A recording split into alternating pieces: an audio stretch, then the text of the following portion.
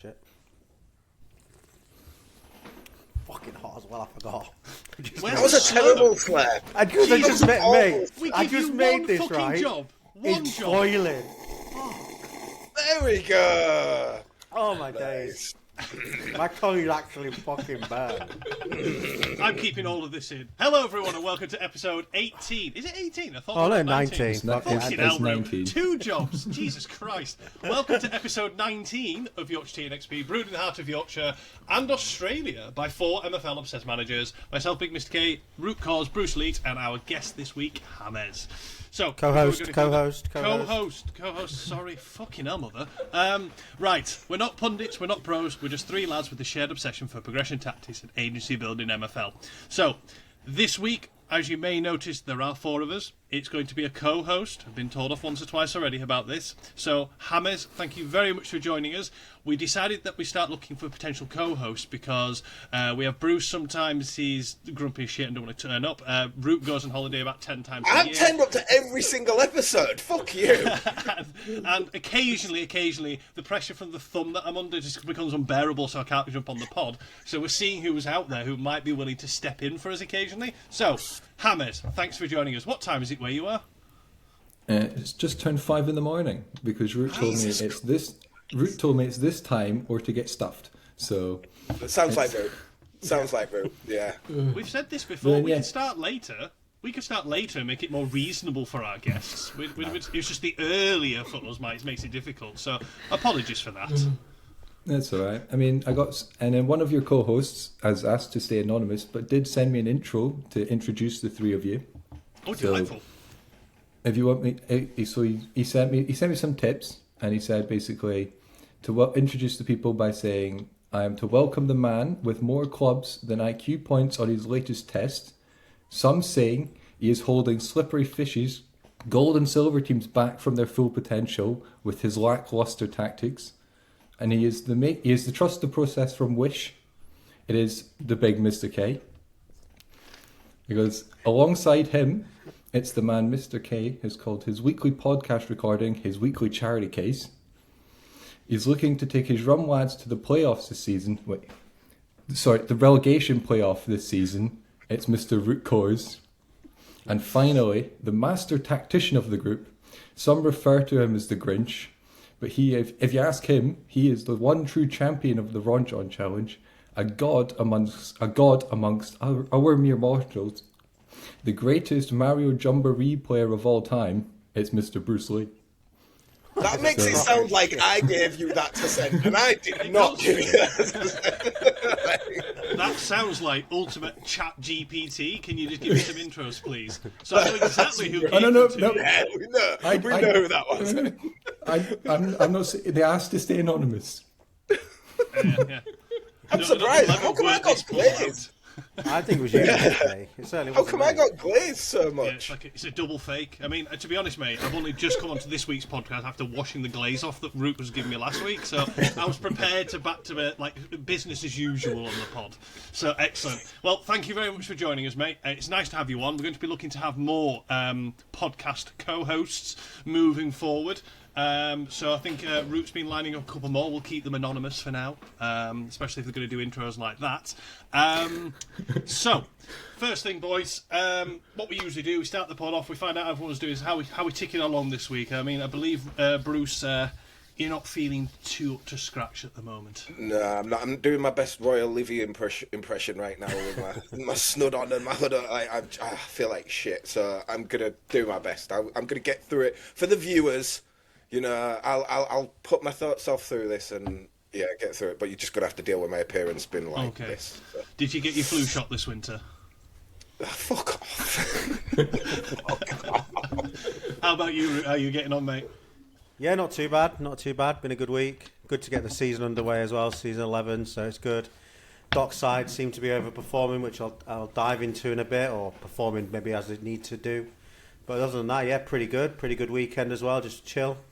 Started playing a lot of GTA at the minute. Back in old school GTA days. Which one? So just the latest one, GTA 5. The latest one, the one that's been out Latest for a one. decade. Yeah, but it is the latest one, isn't it? It is the latest one, technically, yeah, but it's just been out for over a decade. Yeah, when I was first playing it, I just didn't get into it. I don't know if it's because I've got more time to play on a night now or something like that, but I can't get enough of it. Absolutely loving it at the minute. So yeah. Are you saying on an evening you're not dedicating yourself to MFL and improving as a manager? No, mate. Just Excellent. stick my formation in, do my rotation, then log off. Nice. What formation is that? Just 4-3-3 attack I play now. Yeah, I thought so. Yeah, all those wingers that you've got and you love. How about you, Hamez? How are you doing at this time of the morning? Not too bad, enjoying the early sunrise, which definitely isn't just pitch black outside, but yeah, been enjoying the sun, enjoying the nice warm weather. And Nice. That's mad because it's freezing here. I mean, we had a quite chilly week. Like the last few days have been quite chilly, in like 23, 24 degrees. But Ooh, I don't know. Freezing.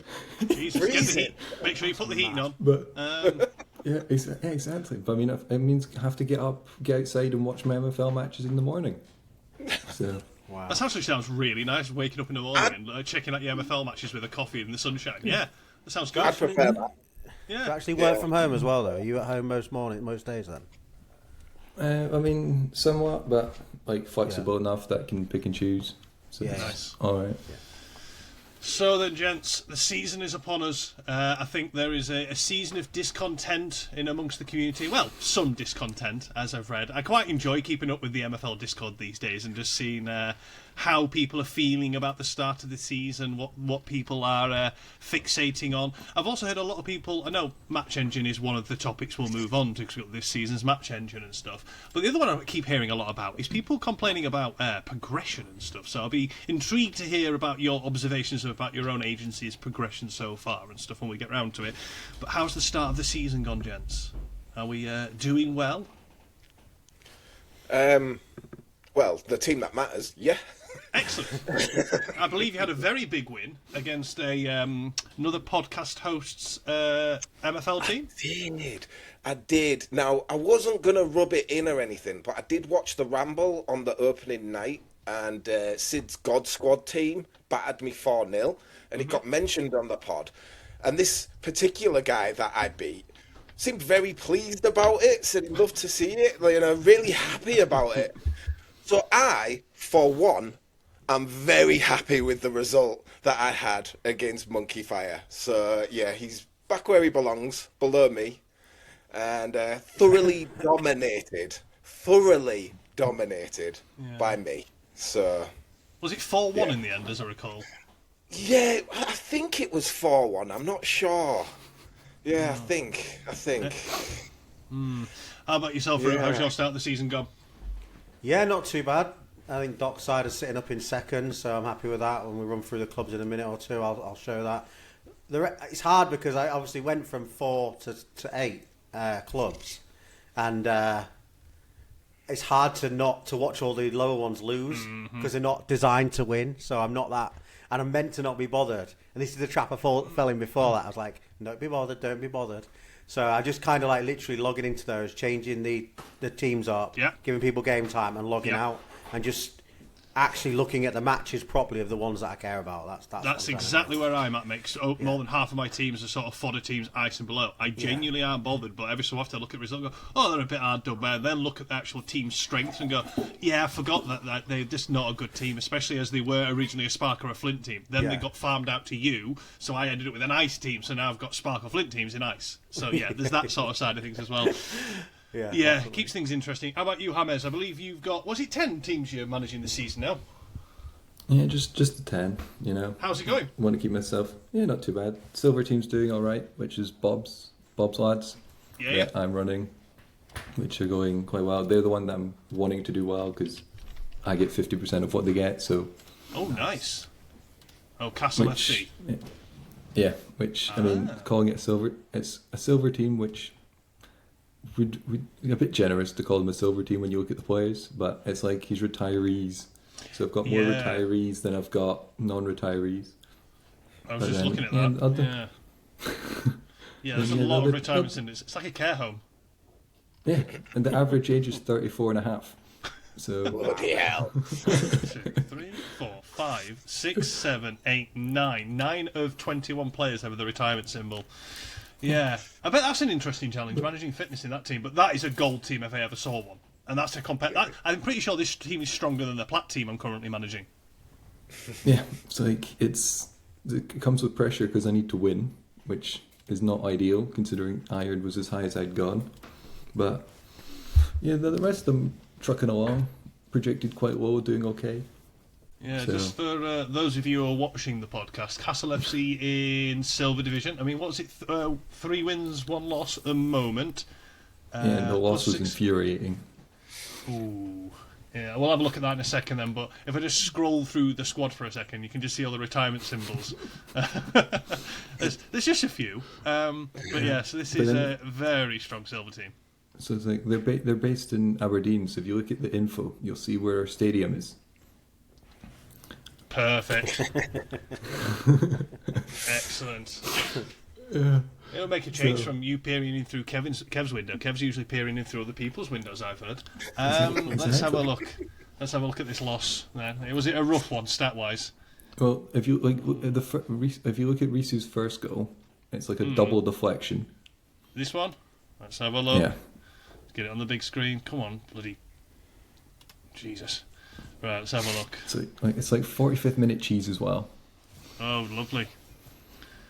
What the... Oh, Jesus Christ. What is going on there? So yeah, So that's not the ideal. best. No, that's not ideal at all. So if I take us towards the end of the game, so I wanted just to see, his keeper ending on an 8.4 and yours on a 5.8, just typical sort of stuff. I'm pretty sure I recognise this guy. I've had him on loan before. I recognise him. What do you want to say? And there was one, I don't know if we'll get to it later, but the cutbacks, how they were a bit strong last season, and this season it's a bit of a interesting. Yeah, I had one chance. I disagree. Okay, I had a chance. I mean, I could forward it to, but it's like I have a chance with my striker who stands inside the 6-yard box with nobody on him for about 5-6 seconds, doesn't do anything. Then turns around, runs to go outside the box again, and then shoots one facing the wrong direction. Oh, you've got to show that. Show it. Yeah, okay. Do you know what minutes in it in? Well, So I've got this up. It's whilst I'm 2-1 down, so it's just go from the. So let's try and speed this up a bit and see if we can find it. So we're on 2x. Let's see if it's one of these highlights. No, it's not that one. Annoyingly, I took a screenshot, but I cut off the 5x. time. 5x. That's there. Yeah, that's it there. theirs. No, yeah, that's, Oh, was yeah. that it? No, that was it there. Yeah, I'm the light blue. Slow the light down. blue. Yeah, Can you let's have a look. make it bigger? Okay. Hang on. Is that the one? Yeah, so you'll see it. But I have the screenshot. So he cuts in. He beats it, and he could pass it. He could pass it. He doesn't. He then waits and then shoots straight the goal, and you're like. But in his defence, he hadn't yet had the chance to do the infamous this season's flip flap. So he had to bust out the flip flap before he could do anything else. If he could have done it round the goalkeeper, it would have been fine. No. Beat the man again. It's like, as you were saying on the last pod you were on, it's like you've learnt your skill move in FIFA. Let me show you how to do it again, boys. Here we go. And then the chance is gone. And it's like, I'm sitting there going like. Right, who wants to do their club check-in then? Who wants to do a quick cycle through some of their clubs? The guest all shout first. up at one. Guest first. Yeah, usually. Co-host first. Oh God. Co-host, Shit. Root. Yeah, co-host. Fucking hell, Root. Cut. Start again. Right. No. I'm Co-host going to first, start maybe? it. I've been demoted, I see. But Yeah, already. Doesn't No. take long. Sorry. Root does this. Don't worry about it. We apologise for him. yeah, hope that national license never comes your way. Whoa. That's a low blow. Jeez. That's because Hamez is tacking it from the other side of the world for me, so we're covering all 24 hours for one coming up on the site. Would you like to share your screen to show us through any of your teams, mate, or do you want one of us to do it for you? Oh, I mean, Root can do it. I know he knows how to do it. Oh yeah, Root, would you mind doing share screen? Yeah, sure. This is the moment of truth. Have I actually got him in my list of people I follow? Dun. Oh, wow. I think you Right. do, or you did. You're not even did? following our co-host, Root. You're on. fucking... Right, as if. It's I all do though. That can't be all 23. Surely there's not. Is there like a more option, or am I just getting? You're gonna have to search me up. I definitely follow you though, because I will prove this to you as well. All coming out. I will The prove evidence this when says I otherwise, Drew. coming The out. evidence says otherwise. I'll If you- prove if it. you I bet at search the in- top it if you says. If you search in manager's name, it comes up a lot quicker. Okay. Look, let's have a look. Look, I'm glad we've got this co-host now. It's actually keeping See? things organised. I do follow. So why is it not listed? What you on about? It doesn't. Where does it say you follow? Because you've got to unfollow. That's kind of the opposite of I follow. don't see that. I just see view. Yeah. Yeah, you haven't clicked on view on our screen. What do you mean? Well, we're just looking at the leaderboard right now. Yeah. Fucking hell, Root. I can see what you're looking at. See? What is going on? See, this is why I'm giving you practice. Why did we pick Brute to share screen? Like, can someone remind me? Hold on. Here we go. Hold on. Do you know what? I couldn't work it out. I literally couldn't work it out. Right, this section is going to take a little bit while. Anyway. Guys. So, viewers, like and subscribe. We're really good at this. Notice how we quickly click follow while we couldn't see. Very good tactic. I like that. Yeah. Thank you. No, literally, I don't know what's wrong with that. Right, Hamez, Anyway. which club? Which club do you want to jump into? Go Belco, because they were predicted 10th. Where am I looking at? This one. Yeah, the Belco one. Yeah. So, I like it, Hamez. You've got the vibe of the Fucking podcast as hell. lay into the co-hosts. I like it. Keep going, son. but yeah, I mean, predicted 10th. Last season predicted 7th, came 2nd. So we seem to be quite good at overperforming, which is quite nice. Half the team is basically funded by the Wender quizzes as well. Really? Well, I mean, when I say half of, I mean like 2 or 3, but Slash it slash counts. partner. Yeah. But that's the thing, like, I think I was quite nice. I didn't take any of like Palmer's guys apart from like 1 or 2 and loaned the rest out, and then realised crap I could have done with a few. Well, I thought it was quite interesting that you were sort of organising all the loans, and you, as you've talked about elsewhere, you've, rather than you listing people for loan and letting people come to you, you've actively sought people out to say, look, this player, I think he'd do well for you. I'm really interested how that came about, because sitting there with 700 odd players myself, sometimes I think, I'm just going to chuck them on a team for the sake of it, whereas actually, it might be better served going out on loan somewhere, but instead, yeah, that's an interesting one. So how's this team getting on then? They're doing quite well. I mean, as I'm saying, like predicted 10th, I expected to kind of get battered most games, but That's a solid start. this You even drew against the top I mean, of the league at the minute. this team has been renowned for, as I would call, like this. I mean, we dominated this game, unlucky to get draw, but the punch in the face tactic of less possession, less XG, less shots, more goals. So I sit back, get battered, and then score. That's this It team's. does work. Yeah. Yeah, which has been. I mean, it used to work with the cutbacks, whereas now I had to find a new way to kind of get as overpowered as possible. Most of the progression for every team has been a bit kind of bleak, but I don't have new fresh players. It's all like sell the packs, buy players from the market that are cheap and fill the spots. Yeah. So the top teams are going to struggle for a little bit, but yeah, I mean, progression's not looking great. And then my top guy's not progressed yet. Hoping he flies this season. When you look at like his progression over time, he boomed last season with a +8. Yeah. But So- he's hit that tier jail sort of thing. So I had a guy in dev jail Yeah. last season do the same thing. He shot up in dev jail, and then he got to the point where he needed to tier break, and he just stopped. Last week or so, and he actually tier broke this morning with a couple more stats. So I'm hoping now he's on to another flyer again. Yeah, so if he can go up +4 or +3 or 4, he'll be Yeah. shipped off. He'll be shipped off to recoup some. But Well, how old is he again? How old was that guy? That best guy? He was 30 something. The best Yeah. overall guy in the 31. agency. 31. yeah, New But ID as well. yeah, and he spawned in late though, so it's not like he's Nice. been around. Yeah, it's not like he's been around at 16. Yeah. Yeah. Well, he's So- wildly short up there, isn't he? I like that. Well, yeah, I bought him to use him in Iron for like 3 seasons, and then one season he went from 77 to 84, and I was like, well, can't use him anymore. So I was like, Did you buy him as part of a deal, or you actually got him at $20? I got him at got them for that price at nice. like that. What time does it say? 8:10 for you. So yeah, really early in the morning for you guys, late at night for me. Very nice. Very nice. Yeah.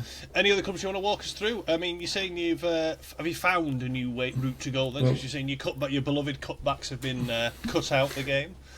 So what's the method now then?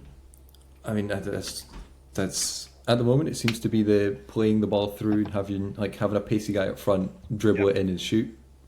But I mean, my most famous team is probably my Jambos. The Jambos abroad team, because if you've watched, I say it every podcast I've been on, but if you watch Laird's, any of Laird's content, this is the team that runs his world. And I've played him 13 times with these lads, and I'm 12-0-1, so he cannot do anything. So, but you're not in his league anymore. Oh, it's yeah, going. no, I got promoted last season, winning the league. He's now predicted first in that ice league, so I've told him I'll be looking forward to my 6 points next season in Stone. I bet he loves that. I bet he'll love that. Getting the mind games in early. It's got to be done, mate. It's got to be done. To be done. Very nice. Very nice. So it's the one team that's location I couldn't give a toss about. I have not got a connection with Canada. I've not got a connection with Guelph. I don't know where Guelph was. So, but they won a cup. They won a cup 2 days before I was going to sell them. So I now can't sell them because there's a cup in my trophy cabinet. So, yeah, you don't want to be doing that. Which was the license that you were looking to pick up in the off season? Because I know we did a deal where I got a couple of yours. So you can get yours. I picked up the Perth, the Wandawi, which for some reason nice. the badges updated there. So, but that was just because I wanted a Perth team because my partner's from there. Nice. So, yeah, so I've got where I'm from, where she's from, and where we are. Is she managing as this my one? locations. And I offered it to her, and she told me politely refused. Oh right, okay. Yeah. I imagine my missus should do the same, to be fair. And then I've got to trust the process as well that he's giving me to run his club delegation that has got an Edinburgh base. So I'm doing it for no rev. Couldn't give a toss about the rev. Oh, we're playing each other in that league. I've noticed. I've just noticed that. I haven't really paid any attention to any of these teams. I just keep rotating players in and out. Yeah, the team will struggle in the league because the rotation that he wants me to do is the young guys, which are the lower rated ones. That's fair. As many games as I can, and then when they're tired, rotate the full 11 for the oldies to come in who are stronger. So, as you'll see with the record, lost 2 of the young ones, played the older guys for a bit of fitness, and I won the game with the older boys. But yeah, it's just one of those at the moment. I've been having lots of fun trying to get my head around how to set up tactically in this game because. I mean, we'll come on to it with the engine sort of stuff, but I like to be able to tinker. I like to be able to get my guys to do quite a bit. Flip flap. Yeah, the guy's dribbling. It's this. Look who find what number dribbled, right, and then let's look up number his dribbling stats. Yeah, so click on number 8. Oh, dirty. What's number 8's dribbling on the other team, right? Because we've just seen that. He's my cam. Right. I recognise the name. 57. 57 has just dribbled through 3 guys and made a pass. That's top tier at that level. Yeah. At that level, he's Ronaldinho at Spark. He loves it. He absolutely loves it. He loves a dribble. I think this is the one issue I have with being in a group chat on Discord with Sid, Bob, Kev, and Brian, and all in Diamond.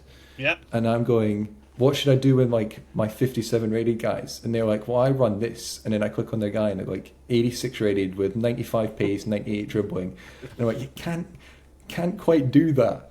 Or they go, I'm thinking about buying this guy. What do you think? And I'm like, he looks all right. And it's pops up, Sid bought him $800. And then I send in mine and it's a left back $2. And I'm like, slightly different budgets then, yeah? yeah, it's we're not playing the same game. We are, but we're not. No, Yeah. no, it's a different sort of. It's completely and utterly different. Like, I feel like in these lower leagues, you can make up a big gap in overalls in teams, like with tactics and everything else. The higher you go, the harder that is with the gap, because just how good the teams are and how good individual players are and how well they've got standout stats, not just in one area, but in 2 or 3, and you can just get absolutely mullered just having that sort of 20 overall team strength more than you. It's been a funny old start in the higher divisions for me so far, but I'm sure we'll come on to that. No, looking good. Have you got a favoured formation yet? Have you seen anything in the match engine that you're enjoying the most? I mean, I run a 4-3-3A and have done since I played season 5, and I am stubborn, and I will run it until I can, like, I've got concussion because it's not working. Like, I will not give up that it will work. I'm like that with the 4-2-3-1. I said last season it didn't work brilliantly and I was frustrated with it. I'm still doing it again this season. I'm banging my head against the wall to get it to bloody work, because I want it to work. I think we might get onto it later, but like doing diamond stats for the boys I said earlier. Yeah. The 4-3-3A is 2 losses away already from matching its losses last season. We're in match day 4. Wow. Yeah. Yeah. Yeah. So I think a few people are finding it hard, this current engine, to work out what to do and how to get things working. That's why I quite enjoy when I'm doing tactic testing. I think I've got this tactic nailed and I'm getting decent results, and I come against that one team and they batter you, and you look at the team and go, they're not even that much, if better, they're not that much better. And so I replay them like 5 times going, right, I'm going to get the hang of this. They just wipe the floor, and you're like, this guy's got his tactics down. And then I'm curious to try and unpick it then from that point onwards. But pace this season seems like, it's back in a big way, especially that and dribbling. Yeah. Oof. Frustrating at some points. Like, I think Bob's losing his mind because his 3-4-3 is not working great. It's not a good one for this engine. 3 at the back. It's not a good one. And then, but it's also hard to tell because Bob goes, "What do you think about my 4-3, like my 3-4-3?" And I go, "Well, your 3 centre halves have all got 93 or more pace. Your left and right mid have 90 odd pace. Your entire front line have got 99 everywhere. I'm probably not the best to give you advice because my striker has 67 pace." So Yeah. I mean, I feel like we're completely stopping and starting because I feel like we're veering into engine talk and tactic talk because there's lots I keep feeling like I want to throw out there, but I'm trying to save it for that section. I've got lots of opinions. Lots of opinions for the engine. We'll just dive through our clubs now then, quickly. Yeah, let's just do a quick whistle stop. Do you want to jump in again then, Root? Do you want to do yours? Yeah, sure. Do you know how to do it, Arya? Try and do the right tab this time. Right, we'll just go to a quick ad break while we're letting Root load up our share screen. Okay, so I'm only going to show on the pods the Dockside, the Rum Lads, and the Foothill Bulls, I think. Cool. So, Dockside, kind of touched on it at the beginning. Second, 1 point behind first. Not too bad of a season. 2 wins, 2 draws. Playing good football. I'm quite happy with how they're playing. They look good on paper. So yeah, I'm really happy with how that's going. Obviously, we play Monkey at some point. Not for a while by the looks of it. Don't know. Yeah, down here somewhere. So not until a week or so away. Yeah.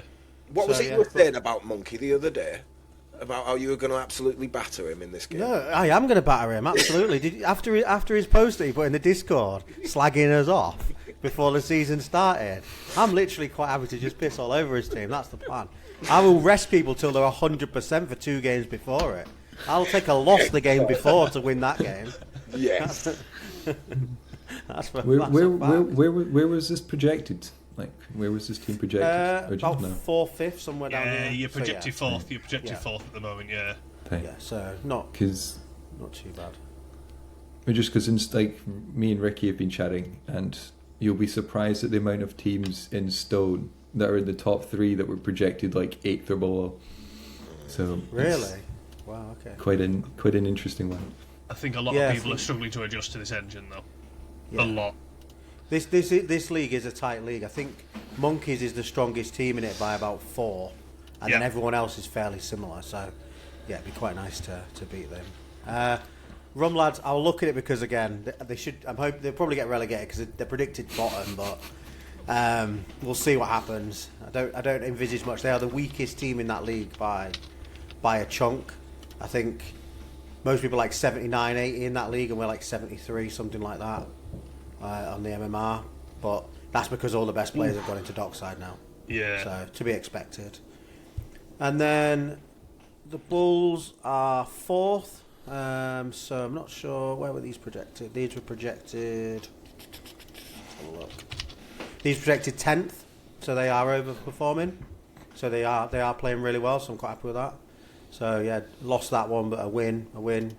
It's early days. I mean, I'm not as much into the engine, so that's why I'm quite happy just to jump through mine quite quickly, because I want to hear what you guys have got to dive into about it. But yeah, overall, it's not too bad. And like you say, the ones at the bottom, I do think I will show actually the my Flint team, because whilst I don't care about them, they're the most exciting to watch out of all my teams, and they're doing amazing. Obviously, they've won 3, lost 1, but when they're playing, it's so good to watch. So yeah, I mean, if they go up, they go up. If they don't, they don't. But yeah, I'm quite enjoying watching them play, to be fair. So that's me, whistle stop tour of mine, because I know we've got a chunky middle section this week. Shall I go next? Yeah, go for it, mate. I'm just wondering if I need to sack Slippery Fish because he's managing White Rose Juniors that are in your league and you beat them. So I'm just debating whether He did message me when it happened. I think he messaged me. I don't know if he went 1-0 up. I can't remember, but I think he messaged me, and then all of a sudden it ended 3-1. So. I have no idea how good this team is like, but I don't know if he's loaned my guys in or if he's just loaned elsewhere. No, they're all his guys. Yeah, we must have done a club swap or something. Ooh, yeah, that's not the strongest of teams, to be fair. Ooh. Anywho, go ahead, Bruce. Sorry, mate. So before I just get in, you were saying about your ice clubs, you don't pay attention. My wife's going to be pissed off at that because you're in her ice league and you battered her 4-0 last night. She was mad. Which is that me? Yeah. Which club was it? Just so I can gloat a bit on the pod. Ascent. White Rose Ascent? Yeah. White Rose Ascent. I think. Ascent. It began with an A. Aspect? In Flint? No, ice. Ice? Yeah. Ice. I don't know. He's got that White many, Rose can you Ascent. find it? Yeah, that's the problem. I just don't remember. Cobra United. Yeah. Yeah, I feel like this was my new tactic that I rolled out last night across loads of my teams as well. It was, worked. She wasn't happy. Wow. Yeah. So I'll go through this quickly because the problem is, since that patch dropped the other Friday, I've put so much focus into this team, into the Black Mamba, that all these guys, all the teams, have kind of been left by the wayside because I don't have the energy to put in as much time as I did into this one, because this is really the only team so we're having a bit of a mixed season. Newton Heath are down here in 8th. We did not have a good start. We had 2 losses and a draw. I sort of made a few changes before last night. We got a win. I'm hoping that continues on because we should be better than that. The next one I'll do is the Fortress. Again, I'm running the 3-5-2. Last season, the tactic was absolutely perfect. And this season, I'm seeing a lot of holes. As you can see, I'm just shipping goals. I just cannot keep the ball out of the net. We are predicted 6th, so we're about where we should be. But this team here, this is the team that came up with me, and they are so much weaker than me, and they still beat me. And it's a bit frustrating. I just don't have the time to put in. This is the team where I'm really going to have to put in some time to fix them, because this team shouldn't be here. Like, it just should not be here. It's so strong. This team is stronger than Black Mamba were when they were in Stone, and it's like way stronger than it, and it's sat here down in 9th. I really need to work out how to fix this, because again, we're just shipping goals. Played you opening night, lost 5-2. The next game we won 5-1, and then 4-3, lost last night 3-1. I need to fix this one. So this will be my next priority. Clevo Castle are going pretty well. We lost our first game last night, 1-0. This is like tight results. It's built to do that. It's not built to be like super attacking. Just get tight results, and that's exactly what it's been doing. Next one is Ricknell Drift, which is actually in the same league as Hamez's Belco, as you can see. This is, 2 losses, 2 wins. I'd fixed it after this 3 games. I made a few changes. It seemed to do okay. Still shipping goals. but I'm hoping the changes I made will continue, and I won't know for a couple of more game days whether those things have worked. But then we come to this team, and I wasn't quite ready on this night here on opening night. I wasn't quite ready with my tactics. Got absolutely battered 4-0 by Sid's God Squad. And you know that Michael Jordan meme, like from Last Dance, where he's like, and I took that personally. Because quite clearly I did take it personally, because since then I've just been banging goals. And I just want to, Hamez was talking about the cutbacks and the not really effective. And I'll show this game, for no particular reason. This is the game I'll show. But if we go here and we look at the goals I scored here, speed it up a little bit, so that you can see we're playing the same way. Bang, cut back, bang. And then we'll show the second goal, just, for fun. I think this one's the corner. Does he score off the corner? I'm not sure. I don't know about that. What a cutback that is. He just wants to show them all against Muggy. We know what's going on here. Where's this one? Let me see. How did we score this one? Oh, yeah, he gets it. Oh, he plays it out wide. That's right. Bang, cut back. Nice. Am I missing a ball? Did I miss that? Yeah, that one was a penalty. But yeah, I'm scoring. So when Hamez says the cutbacks aren't that effective, I'm finding the absolute opposite. Because if you look at this guy here in the scoring chart, now remember the first game I lost 4-0, so he scored 12 goals in 3 games. Wow. Technically 4, but he's banged the past 3 games. He's scored 12 goals, which is utter madness. So yeah, I'm finding a lot of success with it, with the way I've set up. What formation are you on that one with? 4-3-3-D. Again, I've just, after all the testing I did, I found something that clicked. And it clicks with this engine. We still can't keep a fucking clean sheet. But at the end of the day, we're scoring more than our opponent, which is important. Like, you can see here, Monkey scored 1 and I scored 4. And that is the point of this. I'll just show it again. And we'll look at the amount of chances I created and the quality chances. Like, you can see this is utter domination here. You can see with these stats. We've got about the same amount of shots, but 4.55 XG, my chances were obviously way better, and it's just you can see the quality difference in the two teams there. So yeah, with the Black Mamba, things are going really well. I'm quite happy with that, and it's just the knock-on effect down to my other teams is I need to put in time to fix their tactics, and I just don't have it right now. So yeah. I'm expecting them all to be middle of the road, but as long as Black Mamba are doing well, whatever. It's good. That's my focus. That's my primary goal. So I've got it working there. So I'm happy. Yeah, got to focus on the flagship. 100%. Yeah. So my teams then, shall we? So Platt, the Stone teams, the Stone upwards is where I'm really focusing. I think, let me think. 2 of the Stone teams, Peacocks and Grenoble, are predicted first. I've only played 3 with Grenoble. They conceded 1 goal, annoyingly, in the league so far. Annoyingly, that was a 1-0 loss.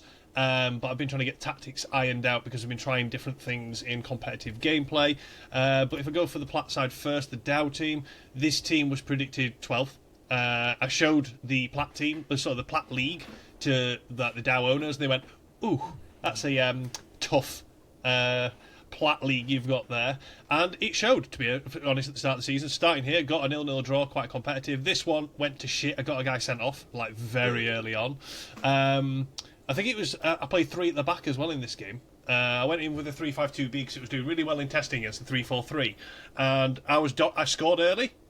Got the sending off here, and it completely changed the game. The team went to shit after that. Let me find the 4th goal, because this is one that I think I shared in MFL as engine feedback or something. But yeah, it was just a bit of a joke, because I think it ends up being a long ball forward.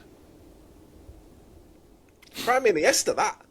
I know. Pass under pressure, I mean, to be fair, the keeper performed an excellent cutback, which is not really what I was looking for. So yeah, that one just went down the pan. Honestly, it went down the Swanee. This one was the last one on my old tactic where I was like, it's just not working. Last night swapped to the one that I've been doing testing on. Oh, yesterday, as you can see, because I was trying all sorts. I just kept playing 3x because he's got a very strong team. It's stronger than mine, and I wanted to keep tactic testing. And towards the end, we were picking up results, and we were doing well statistically. So it's like, I'm going to roll it out in the league and see if we can turn things around. And we beat Naples 3-1. It's going to be a tough slog, that one. Silver team, predicted 12th again. We started here, 2-0 loss, 2-0 loss, drew 0-0, drew 0-0. We shouldn't have drawn that game. I think we had the better of the game, but those two quite high up the league. I think they're predicted third. So, yeah, it's going to be a bit of a slog, this one. I just want to make sure I keep this team up is what I'm aiming for, but it's taken me a long time. And normally I don't like starting a season having to work out my tactics, because I had worked out my tactics. Yeah, same. And then they're not worked out because things changed. Again, we'll come on to that very shortly, I'm sure. Keto going great guns in this league. Strong start to the league in this one. This guy just refuses, and I mean fucking refuses, to get a stat increase. Where are you, knobhead? Here he is. This guy that I packed at the start of last season is still not had a stat increase in anything. I think he got a hat-trick in last night's game, as I recall. Was it a hat-trick or was it 4 goals? I can't remember. It said facing stronger opponents. So he's had 4 games and he scored 5 goals. And last night he got 4 goals. Still no stat increase. Piss off with that one, I don't care. Give him a bloody stat, MFL. I don't care if it's bloody defending. Just let me know he's not dead in terms of progression. But other than that, going fairly well. Stone teams, Grenoble, they only play 3 games. Yeah, we've got an 11-team league in Stone, which I found strange. Lost 1-0. Been winning since then. New tactic coming to a force. Axis, weakest one out of all my Stone teams, I think. Played Hoodwink last night. We ended up with a 3-3 draw. But played some tougher teams in that league. Owls, again, I think they predicted 7th or something, and we're currently sat 3rd. Peacocks, predicted top, and we are top. I think we're 4-4. Yeah, 4 out of 4. We've got a plus 13 goal difference at the moment because we're getting the clean sheets now to back it up with everything else. I'm the only one to score against you. Yeah, to be fair, I said afterwards, after the game, you were like, well, that wasn't fun. I was like, I know, mate, but at the same time, when we look at the overalls, I do think overall strength of teams is more evident to me for games that I've reviewed, not just my own, but across many, many, many games, friendlies and everything. It's not defining the result, but I feel like it's got a bigger bearing than it has done previous seasons. But as to what percentage, I don't know. Wolves, again, predicted about, I think, 6th or 5th or something like that. We're currently sat 2nd in that league, but only on 7 points. So it's obviously a league where people are beating each other because we're not that far away from the relegation playoff sort of spot. So yeah, overall, steady away. I'm happy with the tactics now found. I will be until probably after tonight's fixtures, and then I'll still want to tweak tactics again. I just really wish I didn't have to get stuck into just one tactic because I've done copious testing for this season. And then we're going to go on to the match engine now because I want to talk about this season's match engine. I want to show the Ron John teams. Yeah. First, before we do that. Rue, don't forget the Ron John teams. Yeah. Thank you, mate. And also want to show YTXP because you did piss poor job of doing that. Well, I don't like the 3-4-3 diamond. It's fucking shit. Sitting in second. It's an awful formation. I hate it. And I hate the fact I put myself in it.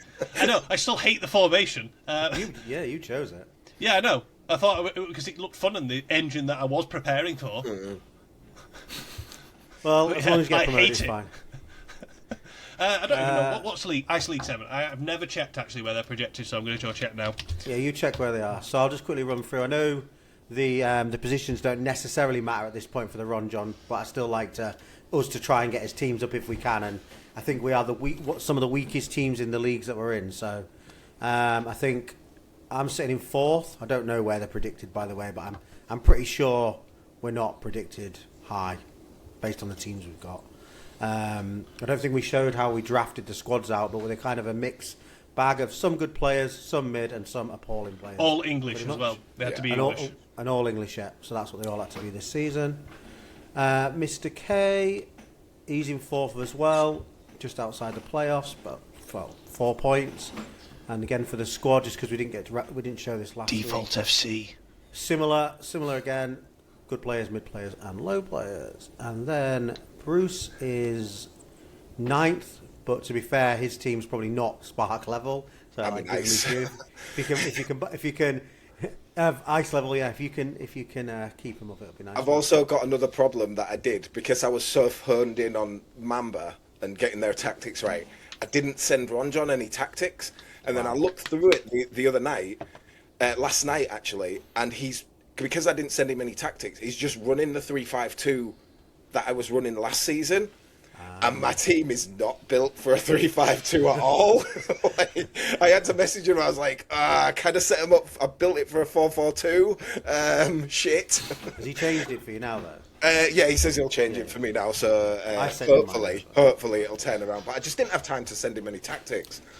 Ron John, if you're watching, thank you very much for putting this on again. But if you do want me to send you some tactics, I actually will. I did say I would, and I've completely forgotten. So do let me know if you want them. But after next season, club delegation next season, and maybe the screenshot next season, cool. Where you can make like vice president, like different permissions. Does look good. It looks cool. Yeah, sorry, Hamez, I spoke over you then. My bad. That's right. I'm just saying, was it tactics or was it Bruce knows some of the tallies and he's getting some early. He already knows the rules. He knows the scoring criteria. And he plays. I wouldn't be surprised. Piss off.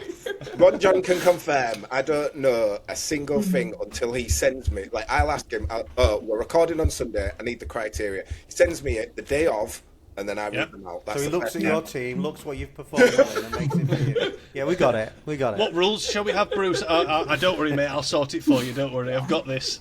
Oh, God. If that was the case, I would have won last season as well. No, that's too early. Yeah, you can't do like that. Yeah, it'd been Red too herring. obvious. So it's like the fact you got like barely any points. It was just you made it too obvious. Like you're deep faking it. Right then, gents. Sorry for getting the Ron John challenge again, Ron John and Roop. Thanks for remembering. So, Roop, remember the Ron John challenge. Remember. Will do, mate. I don't think it was in the agenda, if I'm honest, though. To be fair, so it's not my fault. I didn't think I needed it in there. It's just says cover our clubs. I just count them as our clubs. It's not in the agenda. That's the problem. You need to have it in the agenda, man. We all pay attention to. Anyway, let's go to the agenda. I don't think Bruce has been in the agenda since 2025, like August 25. I know what we're doing. I don't need to. I'm a professional. Well, we've got anonymous sheep apparently in our agenda because it's doing that weird Google thing where it just puts anonymous people looking at it. So, anyway, on the agenda next, gents, is the Season 11 match engine and our initial thoughts. So, might be quite a long section of the podcast, I imagine, because it's a big topic of conversation.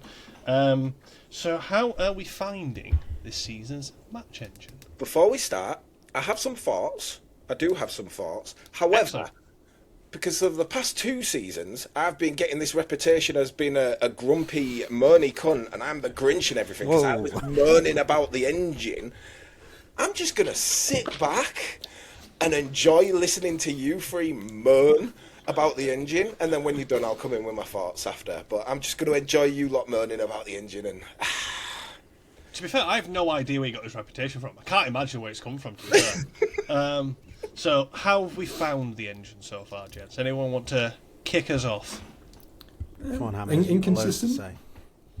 Inconsistent, I think, is a polite way of saying it. Like, there just doesn't, like, I ran like yesterday. I just ran about 10 games versus one of Sid's stronger teams. I just went, I'm just going to try stuff, see how it goes. And I'm like, about 5 or 6 ratings below, like, every play. I'm like, I probably shouldn't score very many. I probably shouldn't really ever win. He's in a stronger formation than me, stronger plays.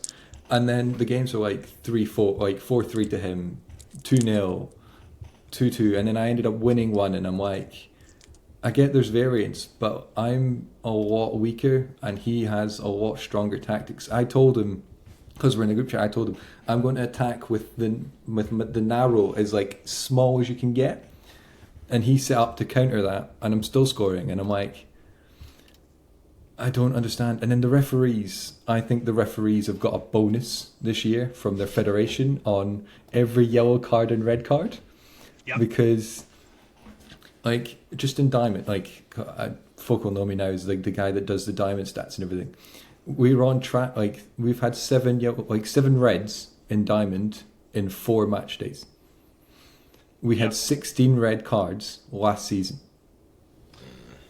I think I worked this out earlier. I was going to come on to a similar point. It's like the referees union had like a massive piss up for the Christmas with all the bonuses that they used to pay it, and like we need to fund this again next season. That, or they've forgotten Christmas is over and they're just dishing cards out for the bloody sake of it. I've had more red cards this season. I know I've got more teams now than I have done before, but I've had more red cards this season than since I started. In this 3 to 4 game spell that we've had this season, I've had more red cards and I've played very similar tactics ever since in terms of pressing, defensive and everything else. It just seems a bit silly right now. It doesn't seem to matter what you do, you're going to get yellow cards. It's the red cards as well that are coming like the 25th through like 35th minute, and there's no, like I was saying, like saying stuff. I went, see if there was a match plan where if my team receives red card, do this. Yes. I would fully get it, because then I can prepare for it. But 20 minutes in, like when Bob played Ronan this season, I'm pretty sure like most folk will know the result, but it was like 2-0 Ronan, not even a little bit, and then all of a sudden Bob's centre half gets sent off 22 minutes into the game for some tackle that he didn't need to make, and then the game's done because the way Bob set up, the way Ronan set up, and all of a sudden there's a big hole in the defence. Ronan just exposes it. It's like, if we're going to increase cards, give us a match plan to counter it, especially if subs are coming in. Mm-hmm. Give me I don't use match plans because of they're so restrictive. Yes. Yeah. Carry on with the match plan. I feel like I'm trying to stop myself going off on one. Go ahead. Yeah.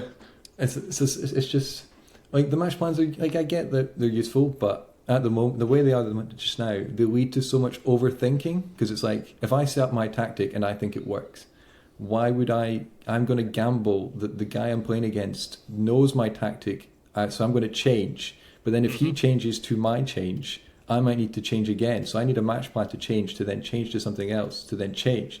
Whereas if I just leave my match plan as it is, like just default tactics, he might make a match plan that reduces his chance against my current tactic.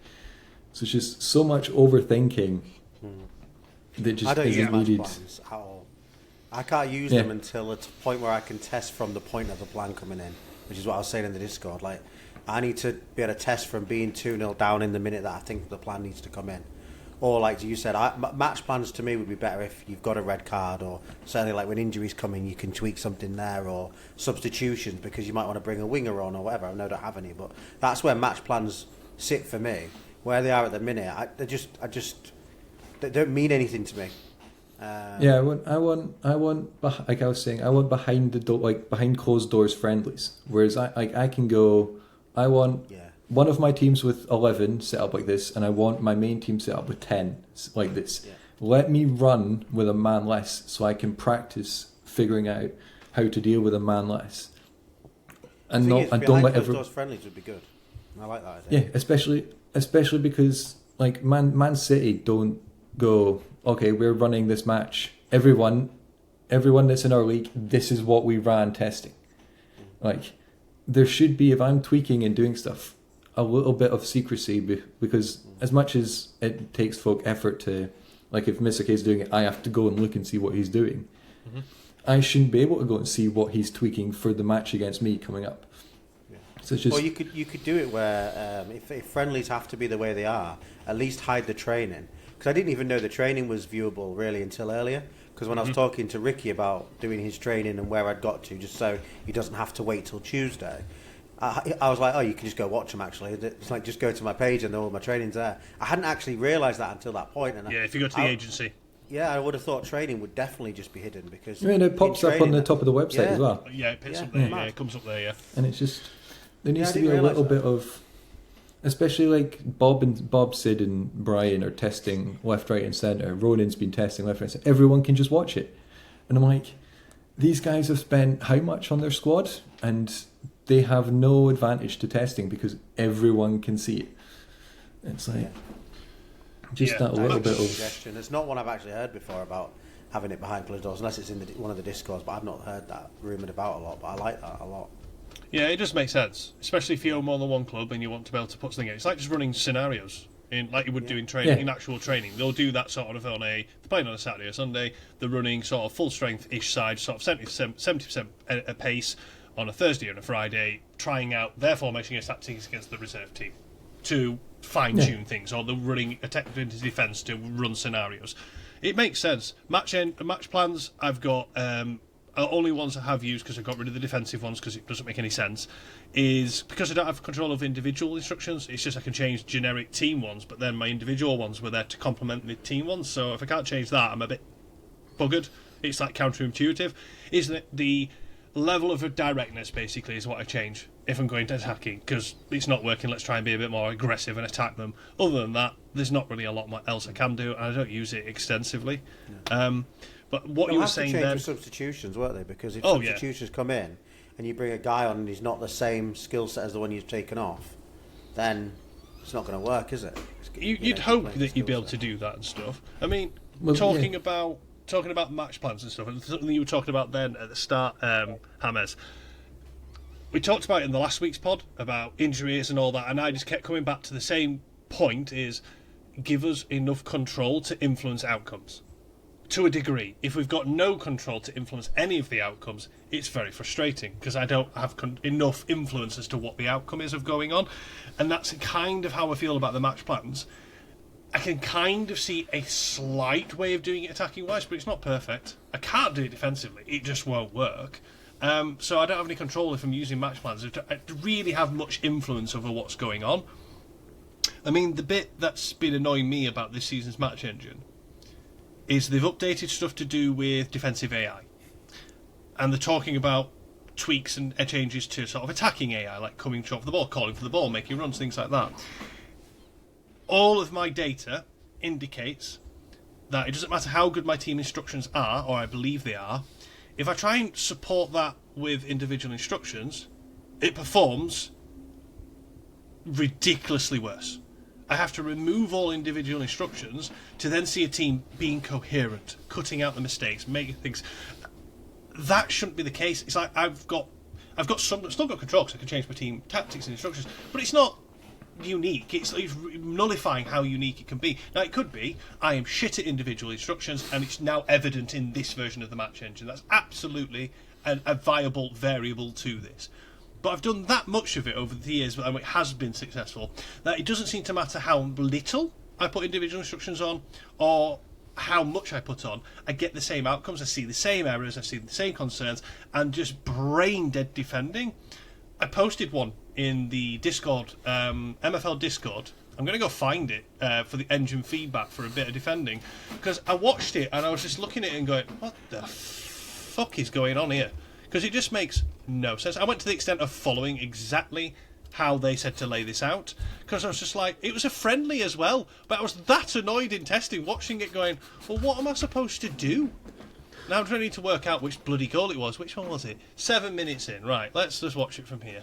I remember it really well because they sort of broke, and at some point the ball's going to go to their number 9 over here, and he's been marked by my left back, who's 84 rated, 90 something defending, 80 odd pace, against their striker that's, I think he's a 78 or 80 rated striker, with not blessed with pace or dribbling.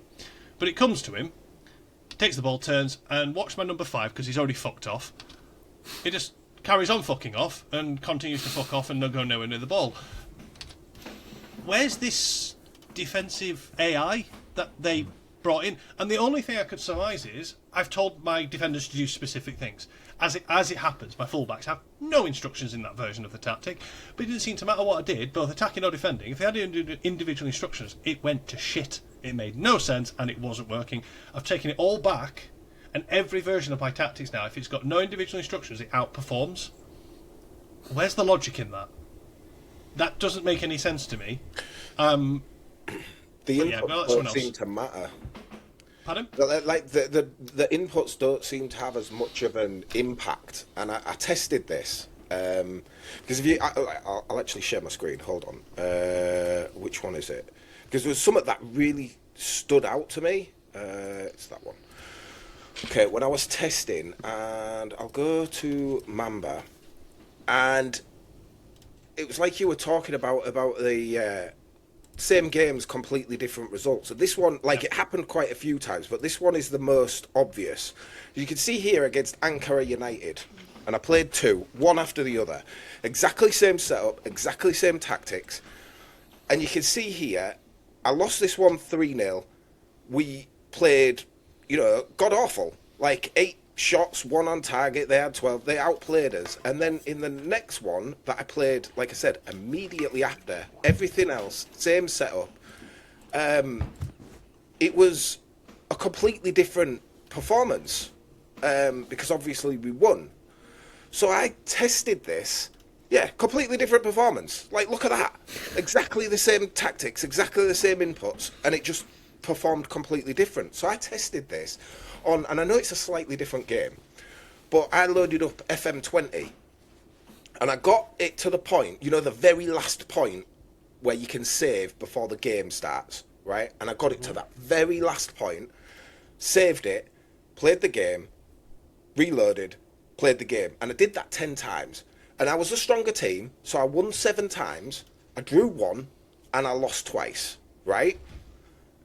Different variance in results, that's fine, that happens, I understand that. The thing that wasn't different was the performance. Like, I was the stronger team, so I outplayed my opponent. They got a couple of chances off counter-attacks.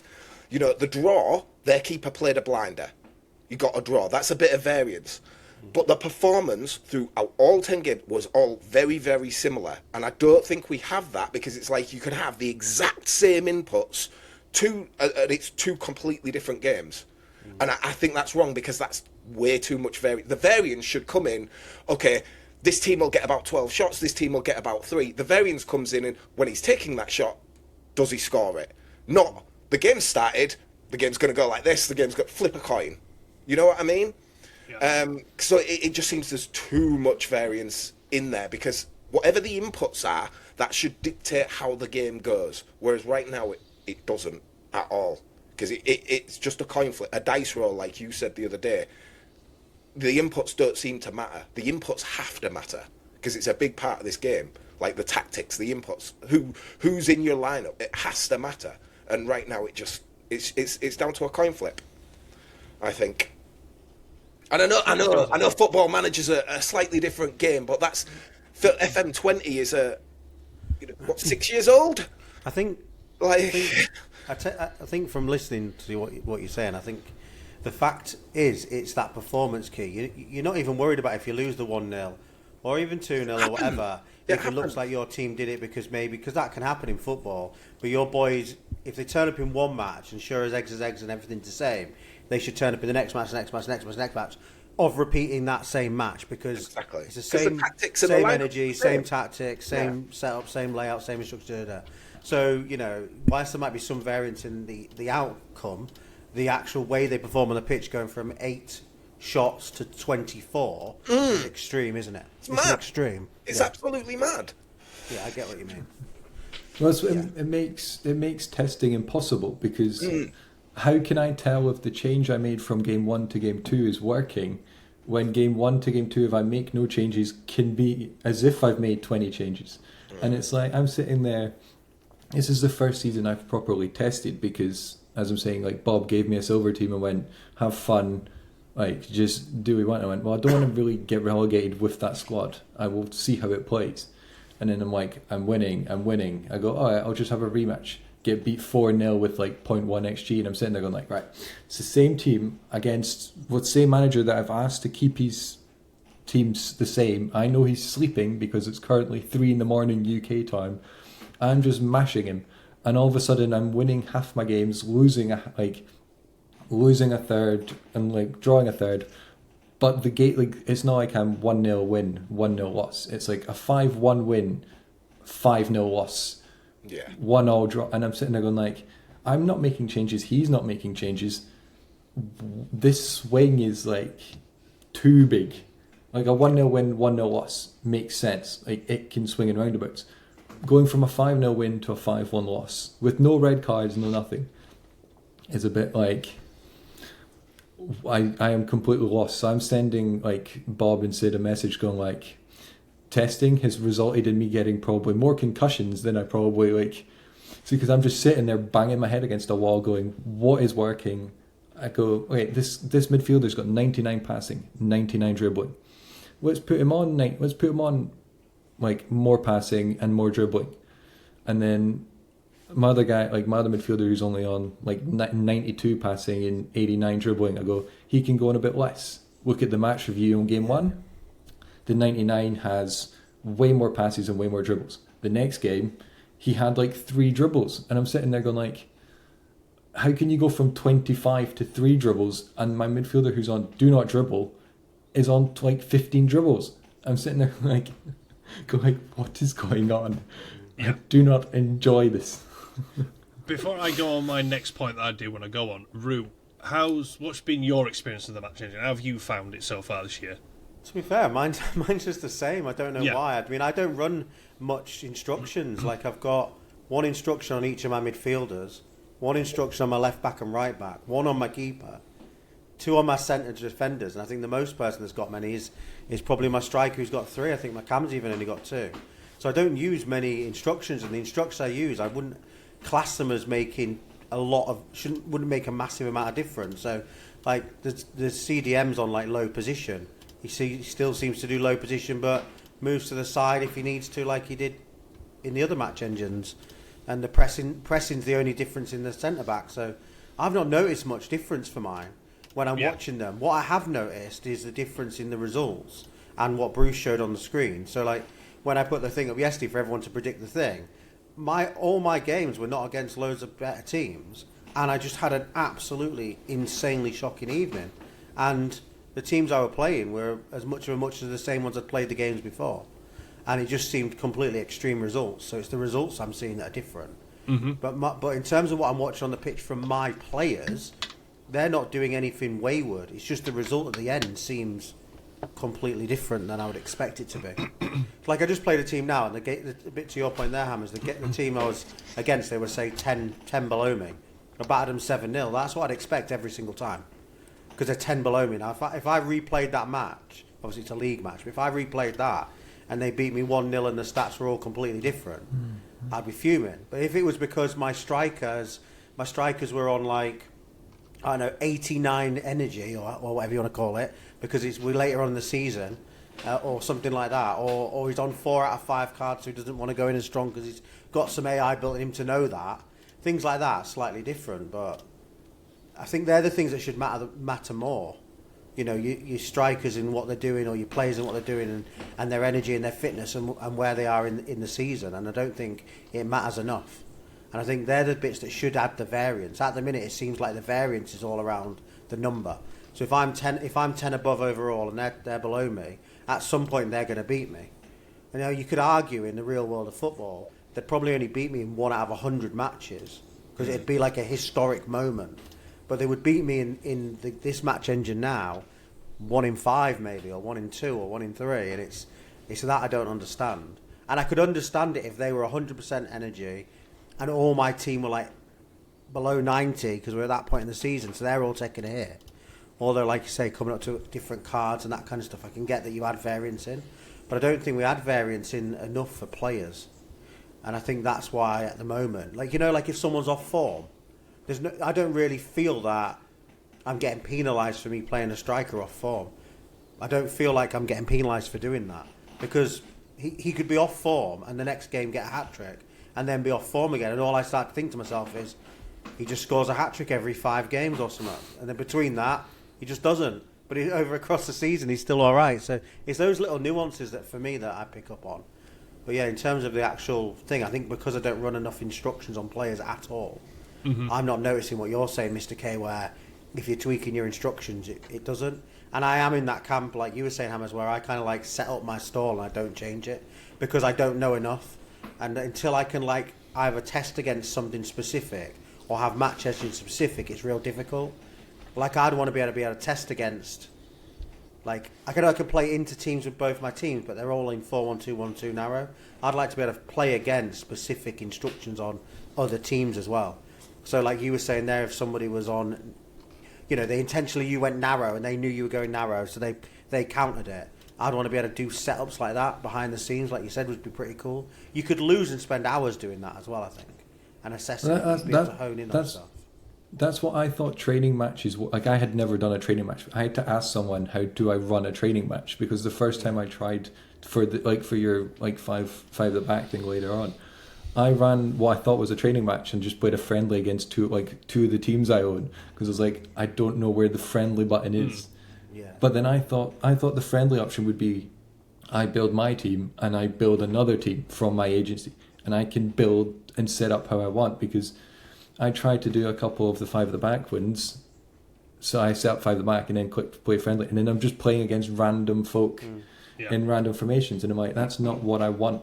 If I want to practice the 5 at the back, say I want to practice 5 at the back against, unless I go out and find, say, because one of your Mr. K, one of your Vipers gold team ran against my silver team because of the formation they were playing. Yeah. It's like, I don't want to have to go out and find someone playing a formation and then run them. I want to be able to, as I'm saying, behind closed doors in a way, set up my friendly match to play against what they're playing, what and they you use. can review that data. Yeah, and I think that would be good, because I think at the minute, when we say about scouting opposition, you don't know if they're going to scout you or change you. But you can't run friendlies against it, which I totally get. But you know enough about the stats and data of the players, a bit like what we did with Ricky. So I went to his squad, which we'll come on to, looked at all his stats and tried to mirror very similar players that I was testing. And that's what I would be more inclined to do if I wanted to get... I don't look at my next opposition because it's so varied and I'm not sure what they're going to play. But if I can look at the history and go, they're playing this, they're playing that formation, they're playing that same level of players, and I had those similar players in my agency, I could do an inter friendly, if you like, and actually go, right, I know he plays 5, so these are my 5 at the back. I don't know exactly how he's playing, but I've watched his last 3 games, because you'd go and watch them, wouldn't you, and go, it looks like he's got his wingers super attacking. I'll bang the wingers on super attacking. I know it's not, you can't be definitive, but you've got a fighting chance there, and it all matters. At the moment, I was talking to someone in the Discord, I don't get any feeling from running my friendlies anymore or tweaking my tactic. And I think it came to last season where I tweaked my tactic, and then 4 games in it wasn't working. Went back to the season before, because it was a simpler tactic, by the way. It just had less instructions and less... it was just a more simple way of playing, and had a hell of a lot better season again. And now I'm in that reluctant stage of I just don't want to change it. I admire what you're doing, Mr. K, where you're really giving it and giving it and giving it, but I just couldn't do that. Yeah. I just can't get into doing that, because I just don't believe I have enough way of testing the output. I know where the flaws in my tactic are, 100%, but I can't fix them because I can't hone in on fixing those gaps easily without changing lots of things. You've got no clean testing conditions. There's no such thing as clean testing conditions when you're looking to run experiments with things. You can do it as close as you possibly can, like finding specific opponents, which I've got various ways of doing that. Specific strength, specific maybe players. Like if I want to play a team who are really pacey in this formation, I can do some research and find that player and test against that team and do all those things. But it is that degree of variance. That is the frustrating part. There seems like there's a wide amount of variance in the current engine on outcomes, how individual players perform in there, and literally I can watch a game and go, I do not want my guys to dribble, and I can tell them all not to dribble, and I'll look at review say 5 games, and I'll have games where I've got players doing 15, 20, 30 odd dribbles, and other games where they're doing 6 or 7, so it's like sometimes my tactics have been followed seemingly, and other times they're not, but I haven't got really clear reason or rationale as to why, and then therefore what to do about it. The bit I wanted to come on to, and I suppose it's I would love to propose a change, is the patch that started this off came out on the 6th of January. I've looked at the schedule, and I've just gone back over here to have a look back at the dates and stuff. So rollover day happened, rollover day concluded, and the patch came out because I was running testing. But what I had been doing is I had been preparing my clubs off the back of the Holiday Heroes, which was a great success. Going into this season, big agency, lots of teams. Some people might not have as much time or wish to delve into it as deep as I do. Got it all prepared. I was talking about this on previous pods. I had a 4-2-3-1 I liked. I had a 4-1-2-1-2. I had all these different variations, and I'd built my agency, therefore my teams, to a certain degree around various different parameters. Then the patch came out. This version's engine. Now, it does stipulate what I was testing on was the beta engine. I'm aware of that. But this 14.0.0 version engine to 14.0.1, to me, felt like a massive change. Because what I was seeing when this end version of the engine came in, with the same tactics, against the same teams, with the same instructions, was vastly different. vastly. Now, it implements these changes. It said goalkeeper behaviour improved. In some cases, yes. Still there to a degree, but I think we need to have some elements of errors and stuff.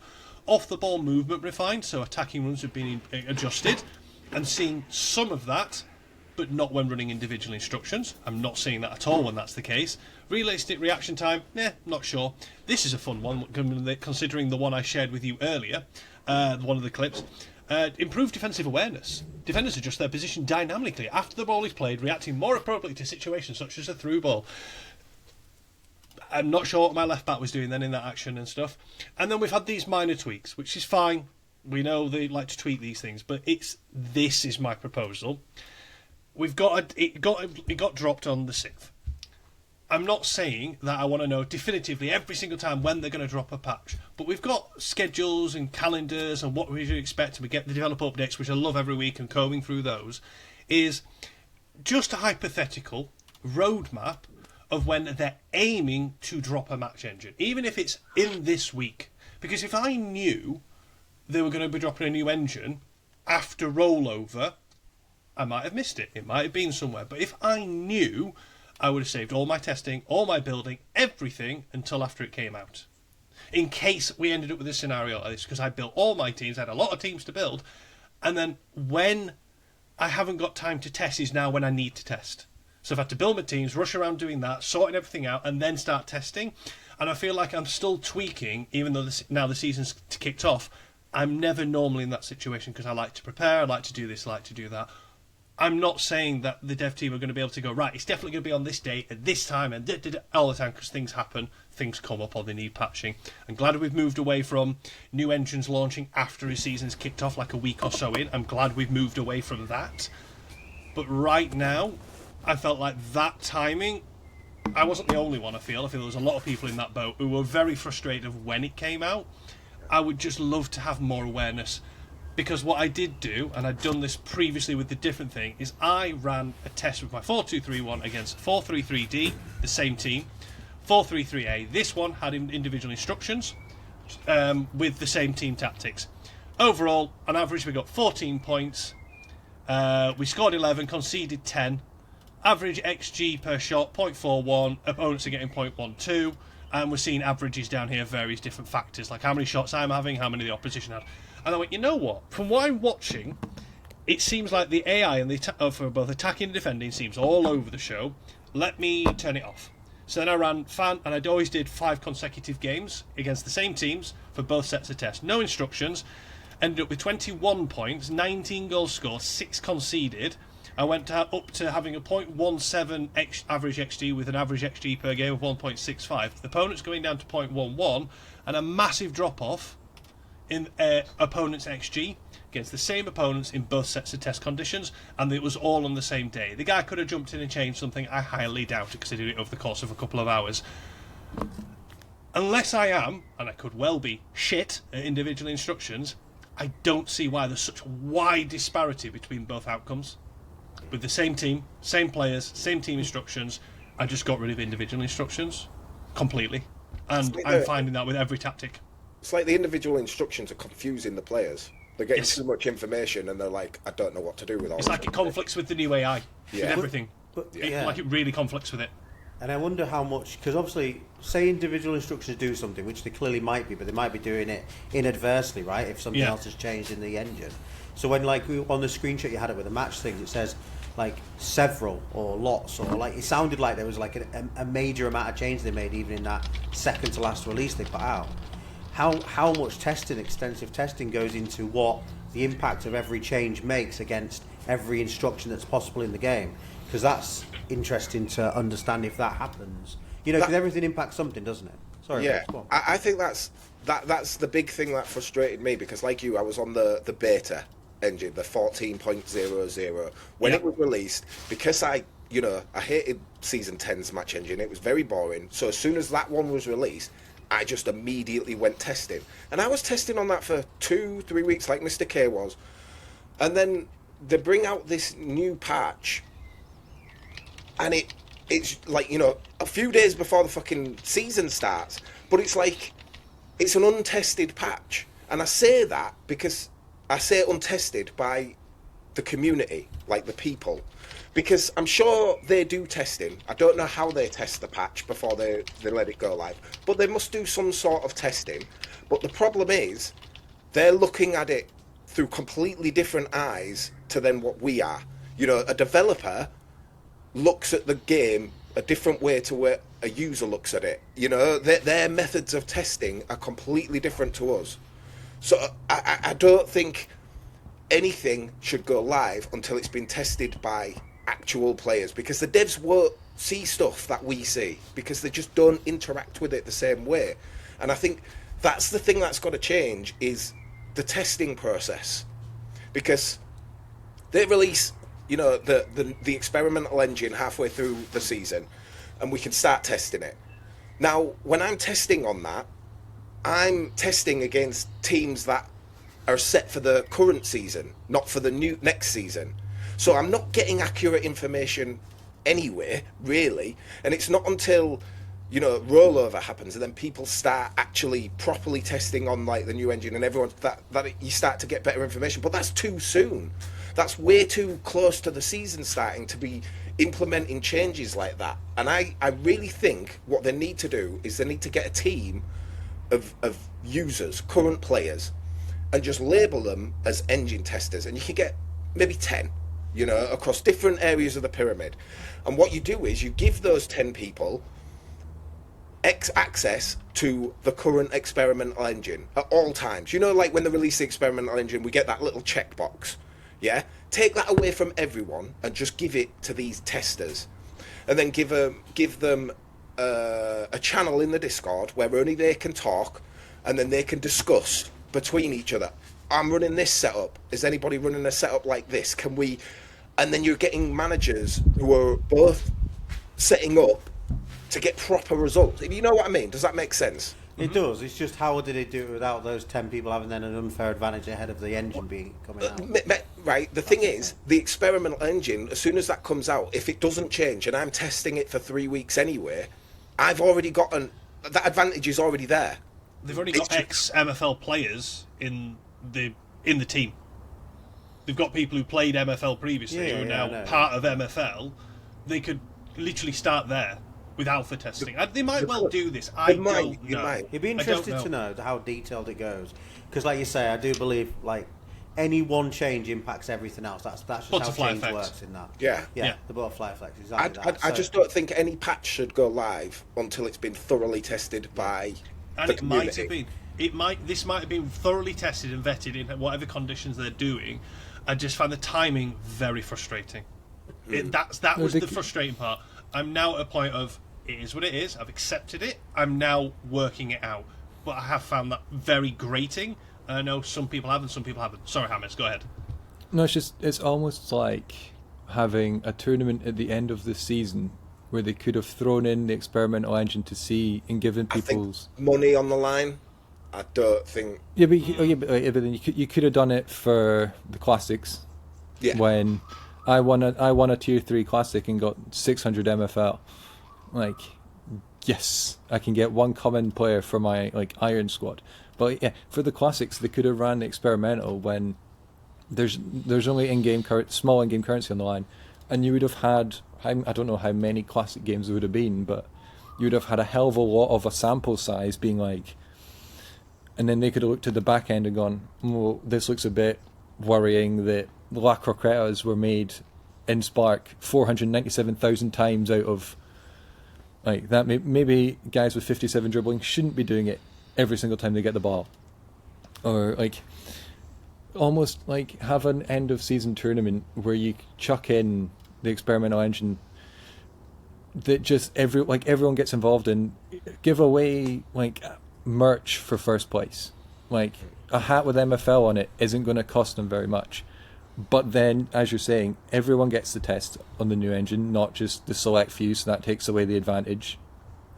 Everyone gets to take part, so if you piss about and don't take it seriously, it's on you for being at a disadvantage come the new season. Mm-hmm. But then everyone would get a sample size of at least 6 games per team on the new engine that they're thinking about. Like, as just like a base would be quite good, I would have thought. Yeah. Because that's the problem. When people give feedback, it's too soon for them to act on it. Like, it's too close to the engine, too close to the season starting for them to get, proper feedback. And like you said, they might test it, but if they have tested it, how have they tested it and decided this engine should go live? Because that doesn't make sense to me at all. Because if they've tested it properly, they'd have looked at this and been like, well, this can't go live, this is awful. So they can't test it the same way we would. You know what I mean? I'm of the volition again that I would like to see, like we did with the last season's engine, like you didn't like it, Bruce, but we had it for 2 seasons. I would like to keep the same engine for 2 seasons again. Let people build into it and let them revamp it, let them tweak it, but let's keep it because we're all working to the same parameters. I don't want this massive overhaul every year because it's been such a fucking headache, this one, for how much it's changed. I think that's what we talked about last time. Like, yeah, Bruce didn't like the engine, but I think the thing that was said at the time, even from Bruce, was the fact if it's the base and then they're going to tweak it and build on it, he'll build formations that can work and tweak for that engine. The problem at the time was, yes, it was a boring engine, but there isn't enough time to then work out how to make that engine exciting. And I actually thought the idea was, because we'd kept it back-to-back seasons, that this is the base and now it's tweaks. But when you're looking at the patch notes and it's, loads of change in this and loads of change in this, loads of change in this, that's not tweaks, that's overhauls in sections. So, well, we say that like I didn't like last engine. Mechanically, like under the hood, it was pretty as close to perfect as it's been. It was solid. It was a very solid engine. The issue was just lack of goals. It was all the exact same way. When they did the experimental engine, to me, it felt like the season 9-10 engine, but variety in goals. It had a bit of a facelift. Which is where surely we'd go. And that's why I said they should thoroughly test and be like, have people testing at all time properly, giving them feedback at all the times. And then if they get to near the end of the engine and the testers are like, yeah, this isn't right, this shouldn't go live, then they'll be like, okay, well, we're keeping the current engine for next season until we can get this right. Rather than we're just going to release it at the end of this season and, deal with it when we drop a patch that changes everything. Because it says it with a fixed defensive marking and an awareness, and you showed that clip. Where's that? I reported that one because it was like the 4th or 5th occasion in that testing session where I watched either mine or my opponent's defensive AI make nonsensical decisions because you don't need to even like really scrutinize it. It just doesn't look right for watching just 2D players moving and how teams should how they should sort of fluidly move. It looked odd.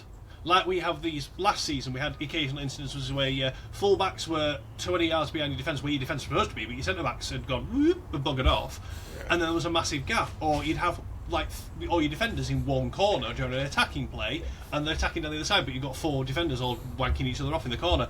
We had things like that. Now you can see very quickly it doesn't look right, and I kept coming across that, and that's why I was like, well, rather than just sit here and just bash the dev team and everything else to do with MFL, because they're always on to hide for nothing, because there's always going to be someone not happy about it. I'm going to be constructive. Here's what I saw.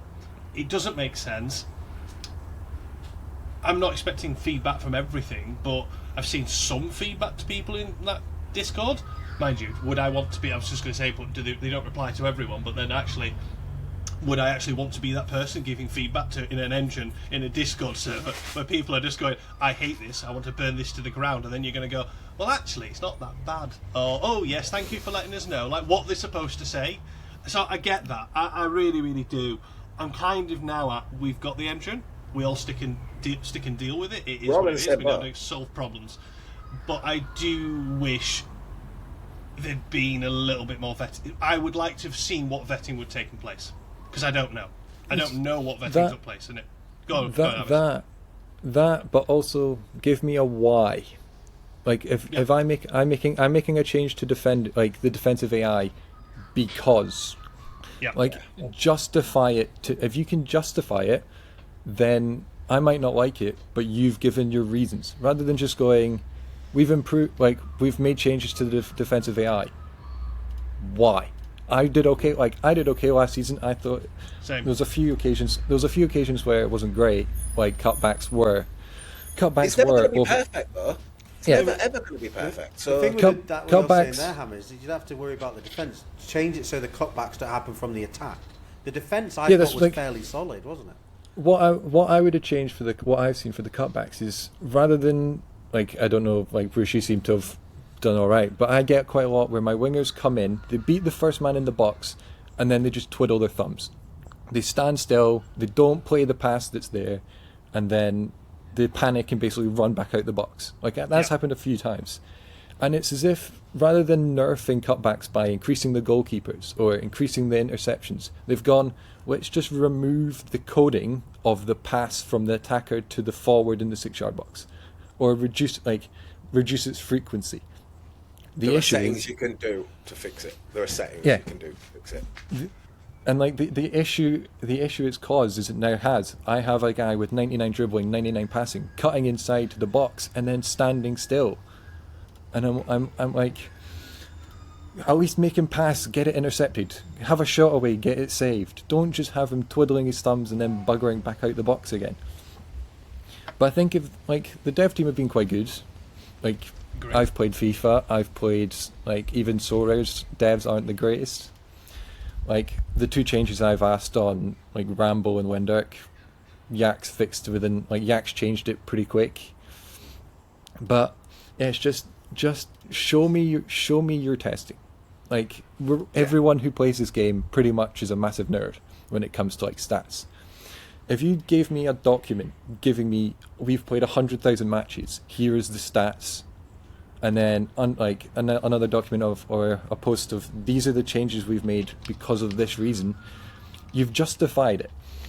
To me, it's no longer like a radical change. It's a justified change that I may disagree with. But then that's on me, not on them. Yeah, I'd agree with that. So it's just a small thing of we've improved goalkeepers because we've seen in our data that they were conceding 80% of long shots.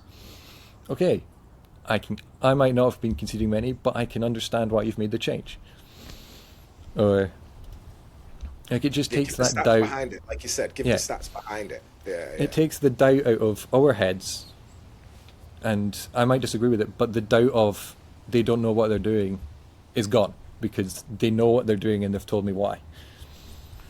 I think I'm not saying wrap up, there's loads more to say, but what I mean is, I think what you've said there is, if you're making a change, explain why you're making it, give an example if you can, even if it's just words or a link to a match or a link to an example or a link to a drawing board thing where the players moving or whatever, however it is, to just make us realise, because I think that's the problem we've got in the community. And like, I know the community in the Discord is a proportion of the entire community, but most people in the Discords are feeling that the changes that are being made are negative because they didn't have massive amount of problems already.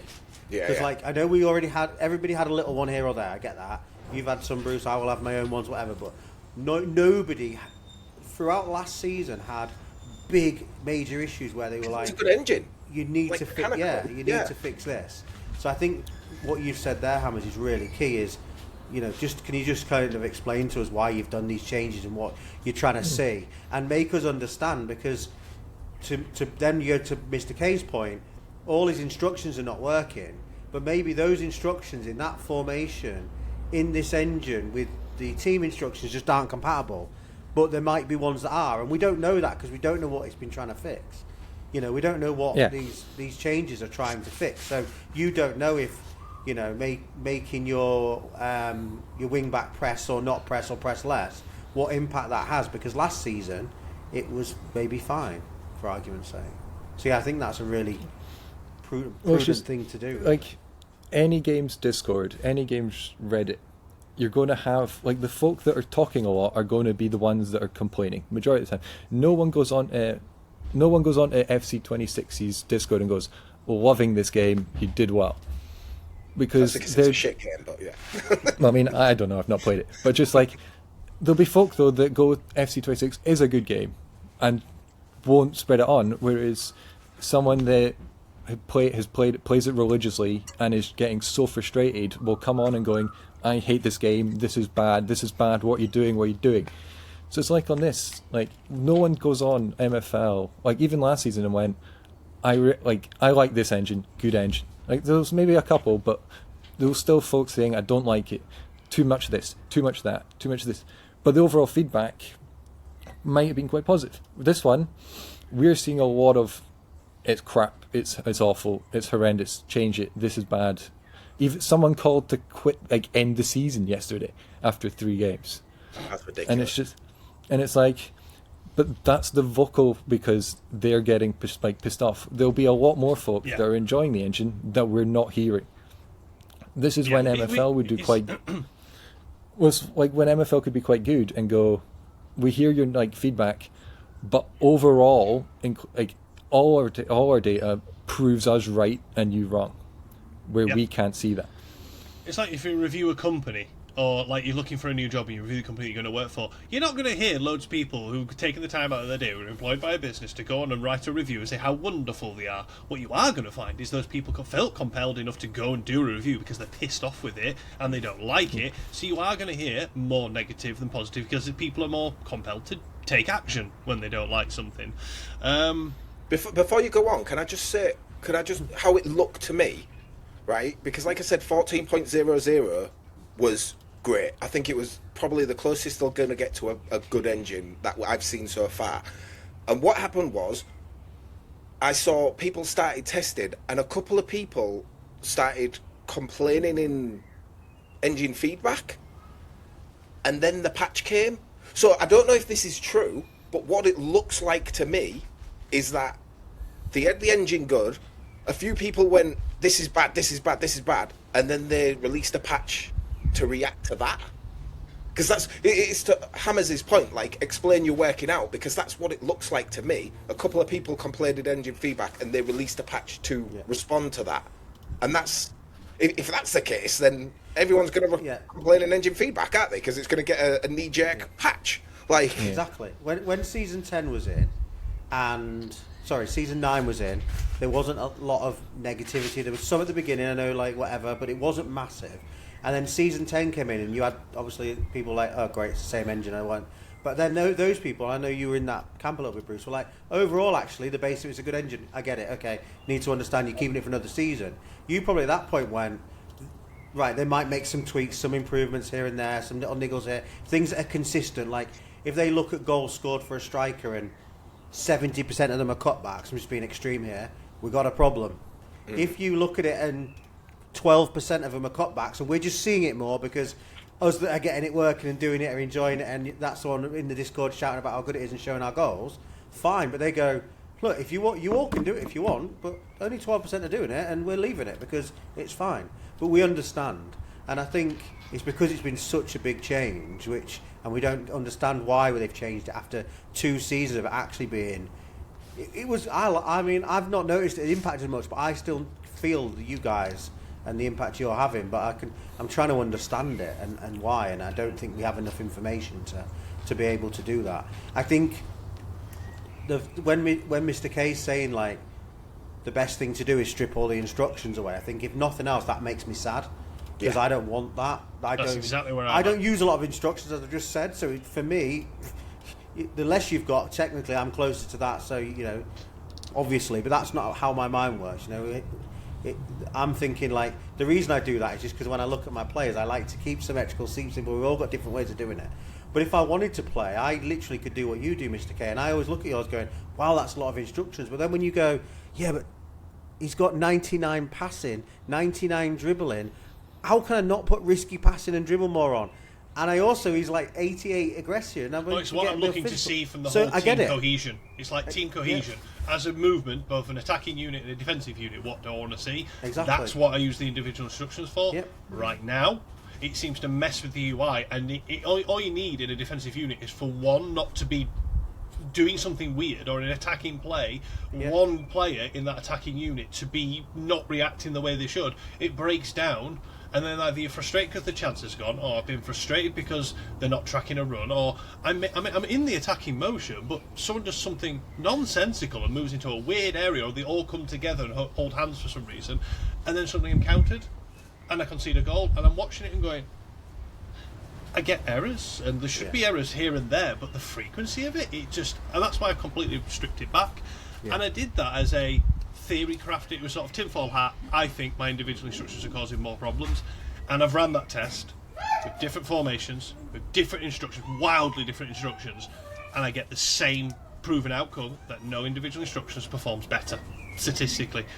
So I'm going off the data now, and that's what I'm going to do. Yeah, and we want the individual instructions to matter because, like you say, we've all got varied players. They're all slightly different. Some have different qualities, some don't. And you don't want any two teams to be the same. And I know obviously, with the team instructions, there's a certain number of them, but it's quite easy to get similarities. In a squad with no instructions, obviously there's going to be differences anyway straight off the bat. But if you have certain strengths in players, like, I don't know, you have a left back and he's like amazing shooting, amazing passing, whatever, you might want him getting on the edge of that area. You know, you might want to do something different to someone else, and only the individual instructions can make that happen. The team instructions can't really make that happen. So that's why it's so important, and that's why I go back to what I was saying before.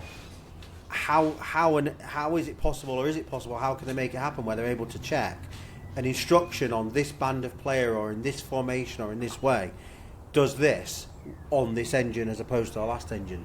And that's when, like you say, when Hamez things comes in, much like, well, tell us why you've made the change on how many feedbacks or testings or scenarios or whatever, just so we understand. Like you say, we could all get grumpy about it still or happy about it still or whatever. It's irrelevant because they're making the game, and you know they do make an amazing game. It's just at the moment we're in that position where nobody's sure how and why we're where we are, I guess, is what I'm hearing from you three. Yeah. You know, I'm only taking me out of it because I've not really done enough to experience it's it. just I don't a lot of unknowns that the updates that they tell us don't answer those unknowns. Yeah. Like the easiest one they could have done was, I think most of us ran high aggression last couple seasons on most plays. This season, like I'm like with the amount of cards that are now coming out, they could have just posted like there'll be an increase in cards because aggression, like high aggression, hasn't been as punished as it probably should have been. Yeah. Done. Like that's all like that little one sentence would have explained, okay, maybe high aggression now isn't the key and it hasn't actually been working as it's planned. Whereas now we've gone from high aggression being one red card in maybe 1 in 10 matches to in Diamond we're running at 1 in 3. Yeah. And it's like that's like a polarizing difference. That's not It's not a subtle change. It's the level of impact that has that one change with the frequency in which we're seeing these sorts of game-defining incidents are really impactful, like incredibly impactful. And even if that is the case, that they've launched and this is what's going to happen if you do it, you can dial down aggression. But if you do get a red card, I've got no control. No. Nauta can do nothing. I think, like I know when I watched like all my games last season, I didn't see many goals. Not many. I'm going to say not many. I'm not going to say not any.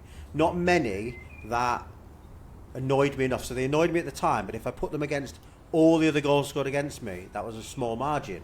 So that's the kind of thing I'm saying here. Like, if you're fixing something, what's the percentage of time it's happening? Because back to the thing of where we're like, it's a game of football. Yes, it's virtual. It's not real life. But these random things happen. And I want to know if we're fixing things that are happening 70% of the time or they're happening 7% of the time. Because if they're happening 7% of the time, as shit as that still is, I also couldn't give a damn. Yeah. But I do give a damn if it's happening more often than not. Even if I'm not seeing it, I'm not bothered about that. The data's the data. But if we're fixing things that are causing things happening an extreme amount of time, and then afterwards when it's been fixed through their testing, or even now where we're 4 or 5 games in, that's come down, right? Just let's pick one, and that's come from 70 to 20, and we're like, okay, that's comfortable. Then the second part, I want to know, all these other things that were fine, have they been impacted by that? So as now this thing that was like 7 and we didn't give a shit is now 55. Because if it is, whatever you've done here has been too much, because it's And I'm sure that all goes on, and I'm not saying they have to give every part of data, but just that little understanding's enough to say. Well, it's just having done the diamond stats last year, a bit more nerdy than most folk would have probably done. Just under half the goals in the entire season were cutbacks. So I can understand why cutbacks got nerfed, because 1 and 2 at the top level should not be from the winger coming in, passing it back and goal. That makes sense. But use that as part of your justification of why we're reducing cutbacks. We've reduced it because of 50% of goals scored in the entire season were scored from players coming in, cutting it back. That's not realistic. Yeah. But I would want to know in what scenarios, because I would expect cutbacks to be more regular in a formation that's got wingers against a 3 at the back than against a 4 at the back or a 5 at the back. Now, because you've got the space, I'd expect a Cam to get more assists if he's against someone that has no one really backing him. So I'd still want to understand it. I take your point, I get it, and I do agree with it, but I still want to know where, because like Bruce said, and I'm not noticing any difference really in my cutbacks. I'm still getting a good chunk of them in the way I play, and Bruce looks like, and obviously you're not. So clearly that's a great example, because they fixed it, but clearly they fixed it in the scenarios that probably the ones that weren't meant to happen, or were a negative impact in the games, and now they're not. And then maybe where Bruce is seeing it now and I'm still seeing it, maybe it's because those situations make sense for our formation. Yes, I've specifically set up for it. Yes. That's something else I've noticed as well. Sorry, Hamez, just one second. This is something I've noticed in the engine feedback. And not just this season, but a lot of the time. There's some really bad, egregious ones. But there are, a lot of the times, people are like, this has happened. And I'm sat there like, if you just did this on your tactics, that'd stop that. And I think there's a lot of feedback that's coming in where it could just be changed by changing the instruction. And like I said, it's not just this season. It's throughout the entire season. It could just be changed by tactical. But if they're responding to that, like, oh, this guy's, his right back has, gone off walkies, and so now we're going to fix defensive awareness, when all that really needed to happen was them to say it's an issue with your tactical instructions or whatever, your individual instructions or whatever. I think there's a lot of that. A lot of people need to, before they start moaning in engine feedback, they need to say, what can I do to stop this? And it's harder, this engine, because of all the things we've talked about how it's so inconsistent and shit. But I'm talking about overall. Some people just need to sit and think, what can I do to stop this? And if they keep trying and they still can't, then maybe, that's a bug. But a lot of people don't. They just see a bad thing. Oh, this has happened. This is shit. It's, engine's broken. You know what I mean? You'd almost want them. You'd want them to clap back, being like, when someone posts something, be like, in fact, over entire of MFL in our database, we that doesn't you're a one-off. That isn't an occurrence, a regular occurrence. Don't be don't clap back, being like, you're an idiot, you're wrong. No. Yeah, if they clap back going, we understand what your frustration, but our data says differently. Instantly. Or our data says you had, your right back on high positional freedom. And that caused this issue. And we've seen this when you have your right back on high positional freedom. If you take it off, it doesn't happen. You know what I mean? Because they'll be able to see that data. Yeah. They just need to not be afraid of showing what they showing the data they have. Don't show us you don't have to show us how the engine works, because then folk will be able to go in and work out, okay, the engine is set like this, we can figure out the way to manipulate the code and setting up how this works. Yeah. But give the numbers that the engine is providing to us would be quite useful, because as I'm saying, a lot of folk are more nerdy than they'll probably either admit, or then maybe they realise that a lot of folk would spend time looking at the numbers. Yeah. And like you say, for every positive there's going to be a negative. So to Bruce's one there, the reason you're seeing that defending is because you've got your guy in high positional freedom. But also, because you've got your guy in high positional freedom, he's also doing this for you at the top. So you need to figure out which one you prefer the most about, and if it's the bit that's positive up there, then you've got these other players back here that you need to try and fill the gap. So then you've got more defensive, less positional freedom, more aggressive, and he'll just start attacking in and filling that space. So there's always a reason when it comes to data. It's just some will be positive, some will be negative. Right. I feel like the majority of the pod has been on the engine, understandably, because we had a Before lot we to move say. on, can I just say one last thing, right? Go on. Because this Go is on a thing. This is a thing that I've noticed, and I think if you ever watch a game in 2D, I implore you, if you haven't, go watch a game in 2D, and you will see what I'm talking about in the first 10, 15 minutes of the game. Passing needs fixing. Like, we're fixing defense, we're fixing attack. Passing really needs fixing, because the amount of times my player will just kick the ball off the pitch. Now, if it's in Flint and he's got fucking 32 passing and he kicks the ball off the pitch, okay, cool. But I'm seeing it with my central midfielder with 98 passing. Like, how is he just going, I'm just going to kick it out for a throw-in? What? Like, and that's been an issue for many seasons. I've noticed that. And if you haven't noticed it, you probably will have done, because you do see it in highlights. Just watch a game on 2D. You will see exactly what I mean. It's bad. They need to fix passing. See, I've noticed that more this season than the last couple of seasons. And like, this is the season I've used the best players I've ever used. Like, the first message I sent to Bob, I think, was like, my guys can't pass the ball. And I'm used to guys with 70 being like amazing stats. Now my whole team's got like 90 plus. And I'm like, they're conceding, like, they're giving away the ball more than my Iron team were doing. And they've got better stats. I get that they're coming up against better players, but then their stats cannot get any better. Yeah. So it's like, they should be able to make a 5-yard pass to a guy that's open, but it just... I just thought that point needed to be said, because this is a point that has been going on for many seasons. I've been seeing it for ages, and it's bad. It's bad. But if you want to move on, you can move on. I think that was only we have gone on. Like, this is going to be a long episode. I think that was only 25. Now. Yeah, I'm a bit worried now about how long we're allowed to record on here for, and we're only halfway through the pod. That's yeah, my we concern do have about 2 hours ish, and there's a little bit of leeway that Riverside gives us. So it's not a lot. We'll find out. We'll find out. It might be two. It might be a two-parter. There might be a part two. What I would say, Mr. K, is we focus on the tactics corner. Yeah. And if we have to answer the questions in the Discord, which we hope we don't have to, then we do. That's fine. I'm hoping you get some sort of warning, but I do know on the free one that we have, it is about 2 hours. So. Right then, let's keep it rolling, because we've brought out our new feature. We have Tactics Corner, and we test a tactic. Discord people vote for it, so if you're not in the Discord, make sure you're in the Discord. But we proposed something new on last week's pod of sort of I don't know, save your season sort of vibe is what we went for. And we were absolutely inundated with submissions this week, so it was very tough to pick from the one person who submitted their particular tactic for some help.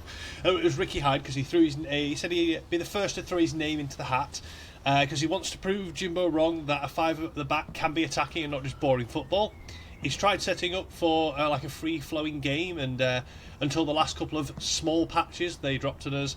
Now it's just flat on its arse. All instructions are high freedom on wing-backs and attacking on the striker. So we've all had a bit of a gander at his club.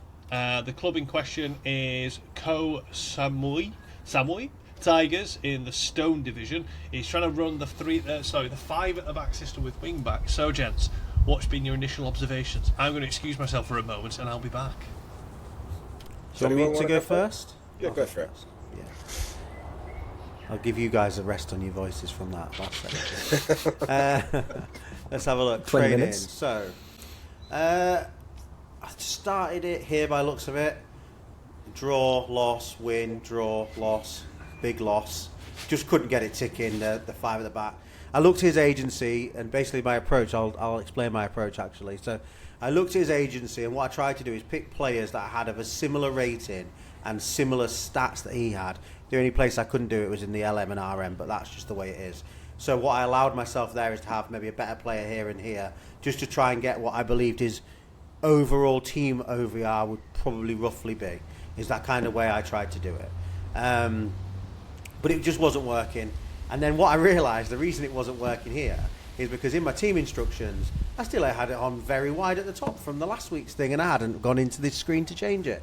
And I have no idea why. So anyway, I changed that and a couple of stats on the players.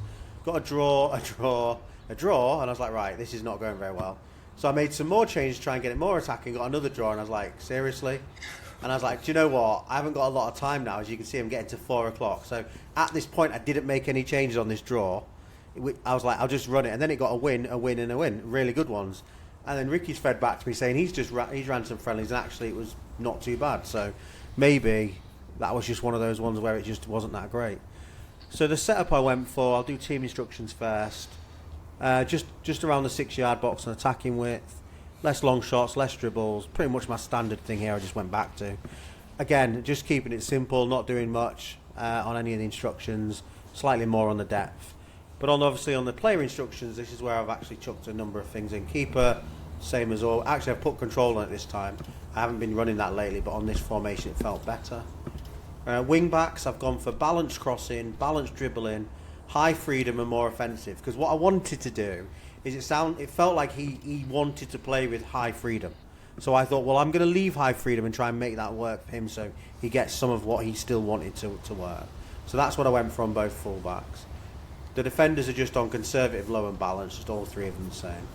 CDM's on low, but I put him in more aggressive.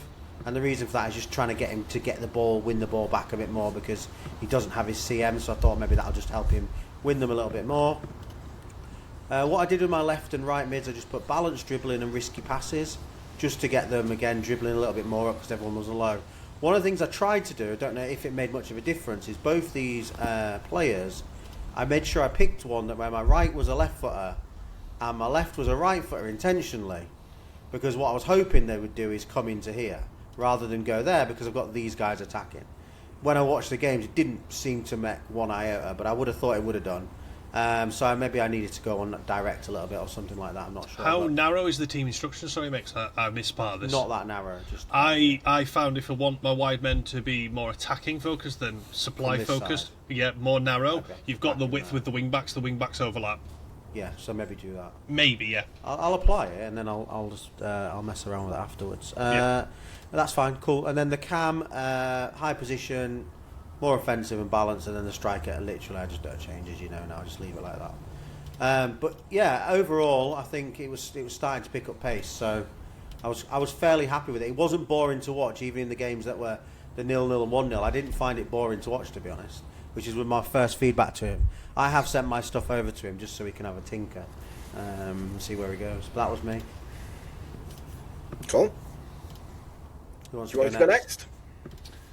Well, in terms of what I was reviewing, I was just looking at the squad makeup and stuff. In terms of if I had this formation, what would I need to do to get it working? Because I do think it's a bit of a tricky one in this engine. But I have come across some 5 at the backs in different leagues that seem to be doing okay. You know, people seem to be grinding out results with it and nullifying opposition. But with the issues with passing that people are having, that could be a reason why they're struggling against the 5 at the back. But equally, it could make you struggle going forward. It depends on how direct you're playing. Because this, to me, screams direct. As a type of formation that you're going for, given the amount of numbers that you've got at the back and then you're going forward, I'd have the team instructions on more attacking. That's what I would start with, because you've got the defensive numbers so you can help bully there. I'd push your defensive line. I definitely wouldn't have it less than 50%. I'd be pushing it up to 70, I'd be considering. I'd have nothing on the fullbacks, because that's what I found for good attacking, overlapping fullbacks. You have no instructions, and that was the same on the previous engine. And as I was saying to you then, Root, if you look at those wide mids and going, I want them to attack, I want them to be involved in goal scoring chances or be in the box, have a slightly narrow team formation and let the fullbacks provide that width so they can keep pushing forward. And I found a lot of overlapping and 1-2s and stuff like that. But my concern with doing that would be is I'd like the fullbacks to be crossing. And looking at Ricky's team and the strength of the players that he's got at fullback, he's got a right wing back and a left wing back, the same player with two positions. His passing's 55 at a 69 rated fullback. Other guys got 65. The best one's got 72 passing. So I'm not expecting they're going to be a great route to goal. They're the ones that overlap, create someone to have to go over and mark them, and then they play a short pass to someone else. So I might even be tempted to say, don't cross the ball. Cross less often, but do get forward and be an extra body up there to occupy defenders, to help stretch teams, especially defences, because you've got that one striker. I really wish, in some cases, and I've never managed to get it work, because in my head, if you've got a single striker formation, I don't want lots of movement, I want them to be a poacher, I want them in the box. If you put low positional freedom on a striker, unless they score, they play awfully, because they do nothing else. They just get marked out of the game. But yeah, it's been an interesting one, that one, for Ricky's sort of team. That's where I've got into it, because he's got quite a strong team for a stone team, I think, across the board. The other standout thing, the only one for me, would be pretty strong team. Not the strongest strikers, and it's a single striker formation. He needs something up front for me that's a bit better than what he's currently got. But anybody else have an observation or two? I do. I actually I will load this up just to go on what you were just saying then. Is it this one? Yeah, it's this one. So just to go on what you were saying then, as for the wing backs, and you said they have low passing. Yeah. I have found that crossing just usually goes about 10 to 15%, regardless of how good they are at passing. Right. So I personally wouldn't be worried about him having, just put the cross in the box, because 10 to 15% will be successful anyway, and you can't really get that much higher, and the passing stat doesn't seem to affect it. The other thing, when you were talking about the strikers, he's got this guy up front, Ben. I would say that this guy underneath him, the German guy, is a better striker. Yeah. He's got more pace, slightly better shooting. The dribbling, this guy won't dribble, like in this formation. Even if you set him to dribble more, he won't dribble. So, this stat's kind of irrelevant. He's got better physical. And then I would even say this guy's his backup. Like, this guy is the worst striker of the three, I'd say, and he's the one you're starting. So I would definitely switch to him, with him as the backup. And my other concern is, because you wanted attacking, right? And if you're playing attacking, you've really got to play a high line, because it just doesn't, if you sit down deep, it just doesn't quite work the same. And you've got some pretty slow defenders, I would say, centre-backs. I'd say you need them to be probably faster than what they are here. This guy seems okay here with his pace, but then he's got less defending, so it's kind of like, what do you want to do? But I'll go through what I went with. I put in, similar, like, these guys are all fairly slow. The wrong one. Get off it. Yeah, attributes. The guys I have in this lineup are in the centre back are all pretty slow. They're not super fast, and I tried to mimic that the way that you did, to try and mimic what your team was like. I had them out very wide. We already have lots of width.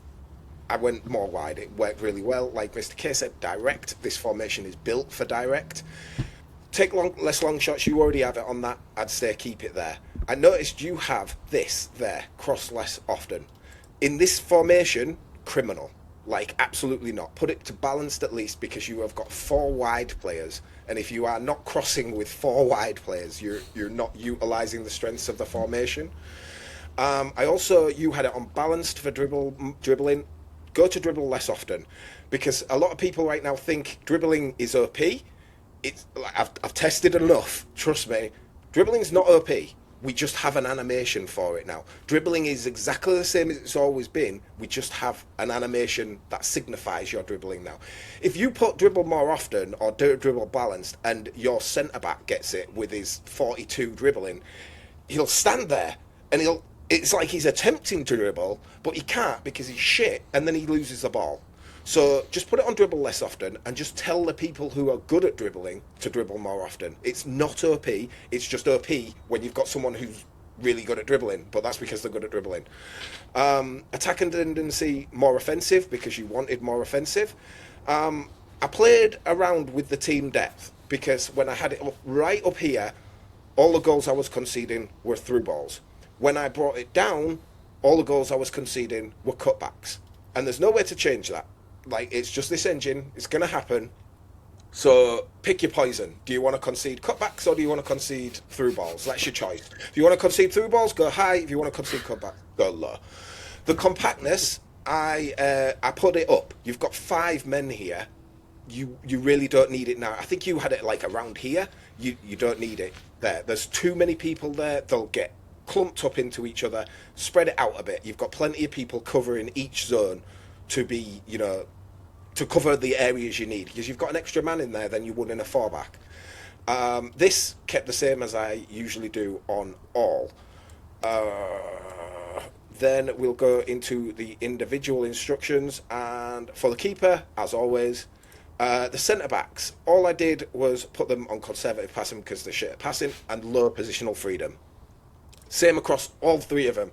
We saw a thing in the Discord the other night where a 5-back had been absolutely pulled apart, and, you know, the centre-back had gone right out to the wide, left a massive gap in the middle. If you stick them on low positional freedom, they won't do that as much. I haven't tested enough to say it won't do it ever, but I didn't see it once I put lower positional freedom on them. They stayed where they were supposed to stay. For the fullbacks, I didn't put them on high positional freedom. For the wing-back, sorry, it doesn't do what you want it to do. It just didn't work, so I took them off there. But I did use high positional freedom, but you'll see. Told him to cross more often, and I put him on balance dribbling. Just, you know, this one is just specific to his stats, but whatever his passing is, put it on cross more often. And the same on the other side, cross more often. The DM, I think I just told him to sit with low positional freedom and take less long shots. So you've got a triangle of 4 sat defending, not moving. They are here to defend. For the left and right mids, I put these guys on high positional freedom, and again told them to cross more often. And I did the same on both. You know, he's just dribbling because he can do dribbling. But if the team's all over this side, then this guy will pull right into the centre and act as a centre mid. Vice versa. When they're all on the right-hand side, this left mid will pull inside. They will also get forward and support the 2 attacking players. So instead of putting your wing-backs on high positional freedom, put your left and right mid on it. The Cam, if he wasn't a good dribbler, I wouldn't have put anything on him. The striker, nothing other than balance shooting, and that's because balanced long shots, because sometimes he just needs to crack it from where he is, because sometimes he'll be up there, because you're on direct, he'll be up there on his own, and sometimes he can't get through, he's not a dribbler, so he'll just bang it, you know, so you have to have at least balanced on there. And it worked pretty good. Where are we? Here, these 3 is where I was getting the tactic ready. So ignore these 3, but then we go here, and it's, again, forget the result, it's the performance. 2.71 XG, 10 shots, 5 goals. Now, 10 shots isn't loads, but 2.7 XG on 10 shots is very good shots. So it's creating a lot of very, very good chances. Not loads, you're not getting 20 shots a game, but it's creating good chances, the ones it created. Again, 2.76 this time, a few more shots. And it's pretty much the same as I go along. They're all very similar. Like 2xG every single time. I think even in these ones where I was losing, I was getting at least, you know, good xG for the amount of shots I was getting. Yeah, 2.2. And even this one where I lost 6-2, I think I did it as well. 2.42. So it can create a lot of very, very good chances. It's just the results are sometimes inconsistent, but that's because, you know, we've just spent 2 hours discussing why that is. So, but attacking, free-flowing, creates great chances, and that's what I've done. Obviously, you'll need to adjust because my players were slightly better than yours. I didn't have players that could exactly replicate what you had, so a few little tweaks and adjustments, but that setup, I think, will get you exactly what you want. Did you have a look yourself, Hamez? I didn't know if you got the memo on that one. I got it at like 4 o'clock in the afternoon, so I didn't have much like that, but I ran, and also I didn't bother looking at his team. 3 minutes before like everyone to come on as well. So you know, let's be honest. Yeah, I didn't look at his team. Didn't look at his formation. I just ran a few different 5 at the backs to see which ones I found quite well, and actually found more success with the 5-4-1. Yeah, the 5-4-1, like the flat variation. Yeah. I found a lot more. I don't know, like if he can move into that or if he couldn't. I also had it as, like, I'm pretty sure I set the tactics as like I called it Hail Mary, where I had the right wing back, the left wing back, the left mid, the right mid, one of the centre mids, and like on the striker, just get forward. I had the defensive line as high as I can click on the screen. I had the width as high as I could click on the screen. And the 3 games I ran it, 3 games, not much data. It was like a 3-0 win, a 3-0 win, and a 2-1 win, doing pretty well. And it's like pretty much throwing all logic out the window and just having guys go forward seemed to do better than when I ran other 5 at the backs and tried to play it how a 5 at the back should play, with the wing backs over like lapping the midfield, not as attacking. So I think going for goals and just sending it seems to be the way to actually be a bit more dominant in the game, because people set up to be a bit conservative. So if you throw caution to the wind, you just overrun folk. Yeah. Yeah. Cool. So I don't know how helpful that is. Well, I feel like we've given Ricky loads of food for thought, basically, in terms of what he's got, some different approaches. He can now have a look at this, he can look to see what he's implemented. So, Ricky, if you do have a go at something, let us know which one was the most successful and how hopefully it's helped you out. And equally, if your season hasn't gone to plan so far and you want to be featured in next week's, now we've done one as a bit of a trial run, get in on the Discord. If you aren't on the Discord already, it's all over the show. There's links all over the show. I think, do we have links in the YouTube video, Root? I can't recall now. Yeah, and we've got it on X and stuff like that. So if you're not following us on X, you should be. And if you're not on the Discord, you should be. And if you want to be, make sure you join, and you can submit your request, a grovelling request to review your club and change your fortunes by the brain trust that is me and Bruce, and Root will help out. And we'll see how we go from there. You also have more data. You'll have more data to use, because 4 games of a season's not much. Yeah, that's true. Yeah. Cool. So normally we'd move on to player progression spotlight, if I get my teeth back in. Does anybody want to shout out any particular player? Obviously we don't have our sort of raw to rare players this season. We're knocking that in the head for now. I've already said about my guy that was in Dev Jail last year that shot up from 55 rated up to 64.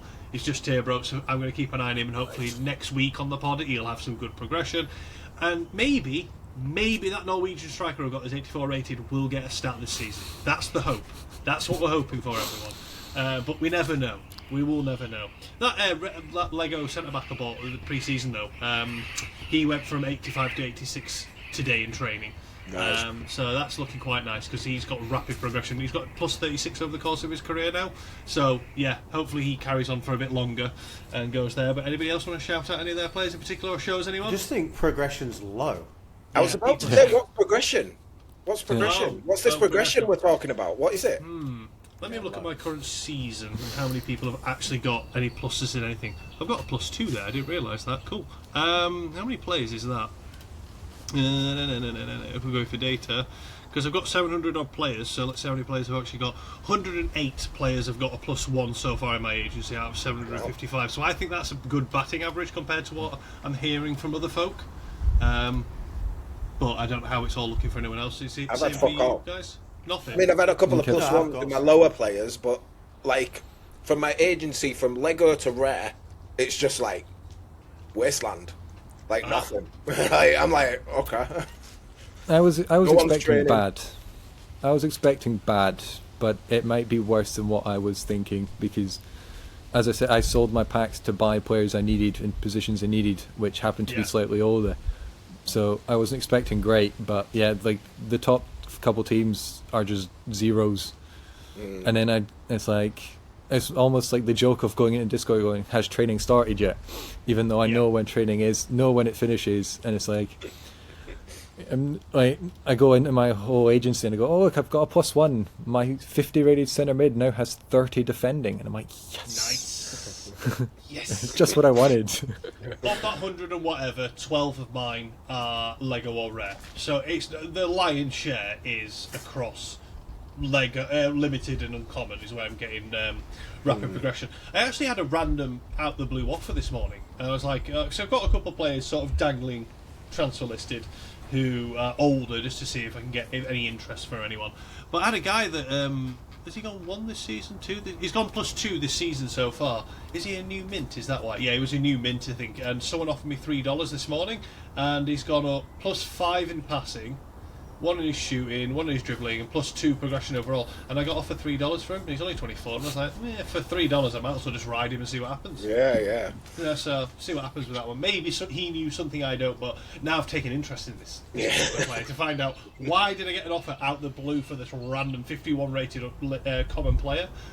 We will see. Fingers crossed, bro. Anyone from you, Root, that you want to shout out now? Jesus, even Root saying it's bad, like that's bad. Progression's bad. Because Root usually gets like shitloads, so It's bad. Right then, well, let's wrap this thing up then, because it's now actually morning for Hamez, like the dawn has broken. We've been on pod that long. So we've got the community questions, so hopefully we don't get cut off at some point while we're recording this. So we've got Dan LFC, is Bruce Leet excited to play Season 11 engine post-patch? I don't think you need to answer that, but feel free to do so. I wasn't. I was very frustrated when it dropped. But after my week-long of fucking intense testing, I am so looking forward to it. I want to see how many goals I can score this season. I think this first half of the season is going to help make or break people's season, because people like yourself, Bruce, who get the handle on it and work it out, are going to be strides ahead, because a lot of people are really struggling to get a handle on it. That's why I was so keen to try and do something about it. Next one from DQ Smooth. I am seeing a big uptake in 4-3-3-A from previous seasons. Really? I think it's the same as every other season. What is the best counter formation for this one facing a stronger team? The stronger team is the difficult bit here, because I think this engine is weighted a bit more heavily. If you have better players, you're going to get better variants, and I don't have a massive issue with that, as long as I have enough ability to try and do something about it, like try and counter it. Anyway, but honestly, my 4-2-3-1 that I've been running recently is doing wonders against the 4-3-3-A. I'm finding it very successful. But I don't know about you boys. Well, I was gonna say, like, I don't think it's as bad as it's not the same as it used to be, where this formation can counter this formation. I think it's a lot more balanced now. But if I was gonna, like, if it was a real life tactic, I would, like you said, 4-2-3-1 or 3-5-2, anything with 2 CDMs to kind of shut down that cam, would I think would be more successful. Though obviously, you know, like I said, it's too balanced right now, I think, in the formations. But I, my first thought would be what has 2 DMs to nullify that cam. Yeah, it's just skinny formations seem to be doing really well against. Agreed. So like Ronin's 2-1-2 narrow, because the midfield is so congested. The 4-2-3-1s, yeah, as you're saying, it's done quite well. But yeah, also, like, it's quite funny because it's got an uptake in usage, but I feel like it's got a lot worse overall as well. Like, I'm not seeing it. I'm not seeing it. Yeah, I mean, I don't know how much your BFC chat is, like, how active that is, but I can't imagine your 2 Diamond boys are going to be too impressed with the 4-3-3 this year. Yeah, I know they're having a bit of a rough start. I think someone mentioned, I don't know which pod it was and who had mentioned it. Oh, damn it. But anyway, B Sellers basically wanted to sell up, but he didn't have time for it anymore. Wanted to sell up. Orange Fly is part of the DAO and picked up most of the agency, but naturally he gets priority on his own players. But a lot of the DAO teams were supported by the agency of B Sellers. So there's a lot of picking up the void and stuff. That's why if you look at my Plat team, it's that strength of Plat team, because it's working with what we've got within our means and stuff. But yeah, 4-3-3-A, I don't think it's a very good formation this season, like, at all. Until people maybe get a handle on it, I don't think it's a good engine. I think you get caught out way too much. I don't think you've got a very good defensive base in that one, and the attacking options you once had for it are just not as advantageous. But yeah. Cool. So we've got Clarino next. Clarinho? I don't know. 617. Curious on how much you all adjust tactics for the opponent you are playing against each day, or if you prefer to focus on a tactic that just favours your own players rather than countering an opponent. Also, whether or not this answer changes from farm teams up to the team you want to succeed the most. If it's farm teams, I'm not as precious. It's literally, I want game time and I want players to play and hopefully progress. I'm not bothered about outcome. I don't know about anybody else, but that seemingly seems to be similar for a few of us in this pod. I'll just put the narrow on, let it do its thing. Yeah. I have a base tactic that everything feeds off, and I will adjust based but small adjustments based on my opponent. Nothing massive. If I changed it, it'll change everything. So just I've got a base tactic, and then I'm coming up with this guy. You know, he's got this weakness. I'll change this setting just to try and exploit that. That's it. Like very little. Hamez, yourself? Yeah. Tweet per Yeah, opponent? I don't really change because I would rather have faith in what I'm doing rather than guessing what they're going to do and trying to go off that. Because this is what I'm saying with match plan. Like I can go root runs a 4-2-3-1. I'm going to counter it, and then that's the one game he goes, oh, I'm going to change because of rotation, and then my game plan's kind of out the window before it starts because he's not running what I thought he was going to run. Yeah. So I usually don't go off what I think the other manager's formation is going to run, because as you say, they can change it, and one version of a formation can be very different to a different setup for it. I look at their opponents. I look for their opponents' weaknesses. I look for their strengths. If I'm able to, I exploit it and try and do something about it. But that's usually individual tactics. So this season, no, I'm not doing anything about it because it makes no bloody difference if I use individual tactics. But normally I do. So, for example, I think I played Kevin one of the cups when I went on to the final. I ended up losing 2 finals in a row. It was rough when I was in silver doing that. But I beat Kev's 4-2-2 because I noticed he had a load of pace. So I deliberately changed individual instructions for my DMs and my fullbacks and countered that and nullified that opportunity because it was a very scrappy game that I won by a scrappy goal. But yeah, that's all down to individual tactics. I don't change my team ones because I know the team ones work. Yeah. So it's just subtle changes if I make any. Dodds, I think this one might be for you, Hamez, for some reason. How long did it take you to sort out the mess of Palmer's agency? Ooh, mess of Palmer's agency. Go on ahead. no, not too long to be fair, because as I'm saying, like the biggest pain in the ass was one of his teams got relegated, lost the playoff in Stone, so I built a nice team, and then after rollover day came in and I'd already started like arranging players, I got the little inbox going, you're staying up, and I'm like, that's not ideal because now I was like, now I have to cancel 18 contracts and like build a Stone team. But yeah, I mean, I think being here helped like more than people would like think it would, because I would post Palmer would post during the UK time, but I'm asleep, so I wake up to a mad inbox, but I just go in order, whereas it's not just constant people coming in and I'm trying to deal with it. It was quite nice and settled because by the time I'm doing it, it's nighttime UK. By the time I'm finished, most of the UK folk are sleeping, so it's then the US guys get their chance. But I think I got it all sorted in like 9 hours. Like everything. What's the story behind that? Like, how come? Like, what's? Well, I mean, it's quite entertaining. I've never spoken to him. Like, I've messaged him like enough, but I've never like spoken to him on a call or anything. But it was, I think, obviously being on Jimbo's one, I got my like people sort of knew who I was a bit more, and then he was like, "Hey, do you fancy helping out? I can give you something if you want." And then he was obviously going to Ukraine, where, unless people are under a rock, Ukraine's not got the best of service at the moment for situations. So he was like, his pre-season, he's not going to be able to do anything. So just to save him the hassle of when he came back and doing it all, and then trying to get loans out with like a few days before the season's going to be a lot harder, he was like, do you mind just logging in and doing it all? Any sale, like sell who you want. Anything over $100, I just ask him, what are your thoughts on this offer?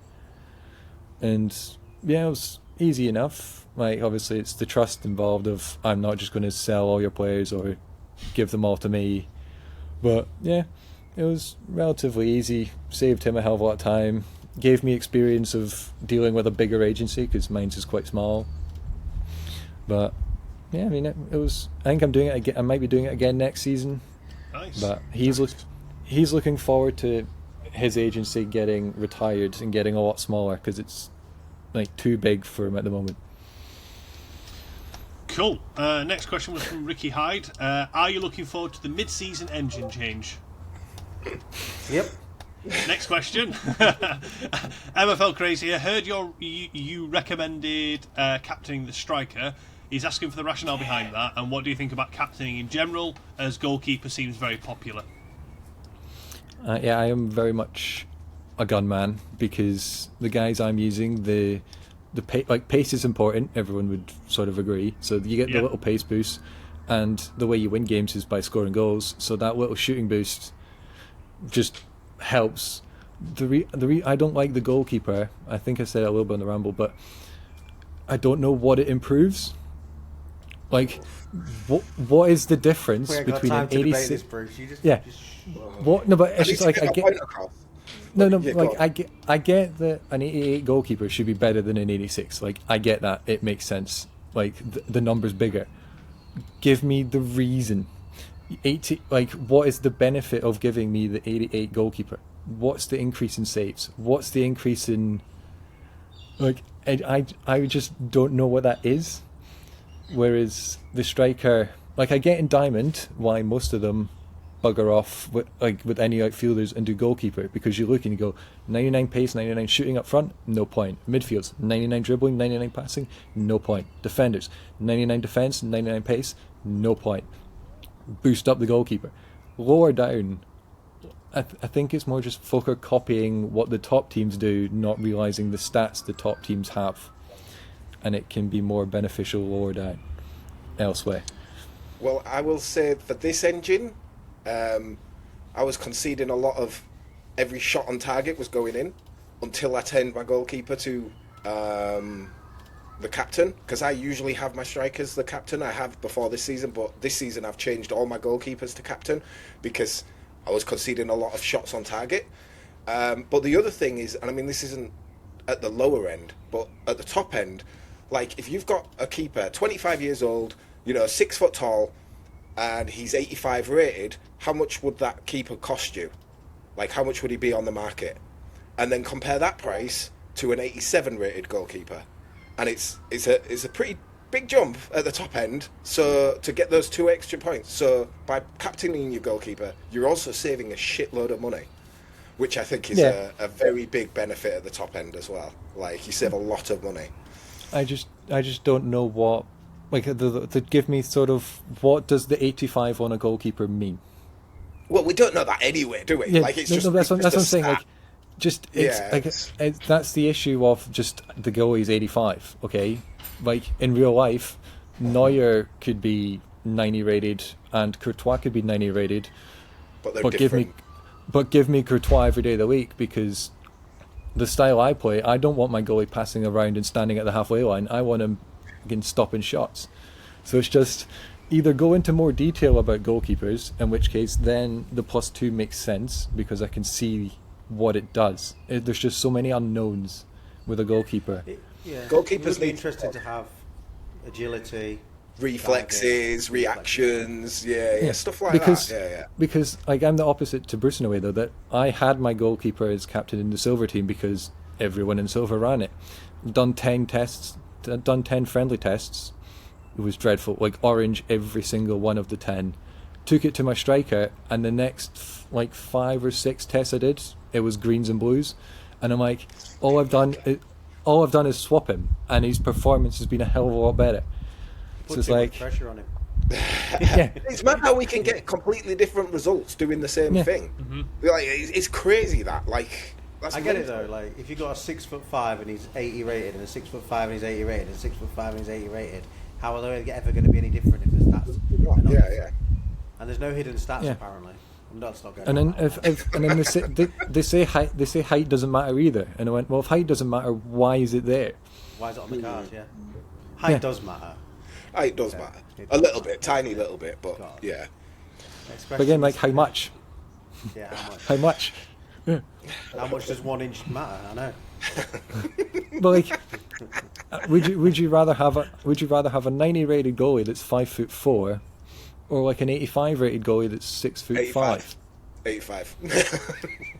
But every time. 85 with a captain on it, so he's 87. So behind that. Next question, Mr. K. Right, next question. We've got Essa, solid lad. Any insider tips helping me finish ahead of Bob and Sid in my ice division this season? I don't know which team it is, so no. I've got a quick one, right? So you're in ice with Bob and Sid, right? Do you have 18 players around 84 rated lying around? If you do, then you might have a chance. If not, just wait till next season, bro. Yeah, close your eyes and pray would be mine. Because I messaged them going, oh, I want to test my Iron Squad. Do you have a nice one that's like the same level? And they go, yeah, try this one. They're like, yep. Next question from Ron John. To achieve your personal goals for the game, don't think it can happen solo, or will you need to collaborate? I don't get that question. To achieve your personal goals for the game, do you think it can happen solo, or will you need to collaborate? And is he talking to anyone in particular, or just everyone? Make it to everyone. So like if you plan on winning Diamond, could you do that on your own, or would you need a sugar daddy to like fund you? I think you sugar daddy, because that's my goal. I want to be a Diamond team eventually, and I could do it on my own and just throw money at it. Like it's possible, but I think it'd be easier if you collaborated with people and loaned people in, get a network in. But you could do it on your own if you just chuck money at it. Like I think. Yeah. I'm surprised. I'm always surprised that no one's tried to hit up Trust, like one of your big Diamond, even like your Dow or whatever, because he has such a bank of the lower rated guys that if any of them bang, you're just. Like, you're not having to then fork out the tons of money like it a is. Feeder. Like a feeder club sort of thing. Yeah. I have first refusal on any players. But I think Trust likes to use his players, and if he gets a banger, he won't want to get rid of it, I think. But, like, it would just... Like, it would also give him some of what he's, like, investment back, though, because he's, like, merging. Like, imagine if Big Will and Trust merged. They have. They've got a team together. But I mean, like just those two, like, and like they didn't loan out to anyone. They just dictated what they have. Like Big Will's got the dictatorship of the top half. Trust has like a team in every division in Spark and Flint. So just they would have such like ownership over the game. From just what like everyone else would be a lot like the power creep would go down because it'd be fuck all plays for everyone else to use.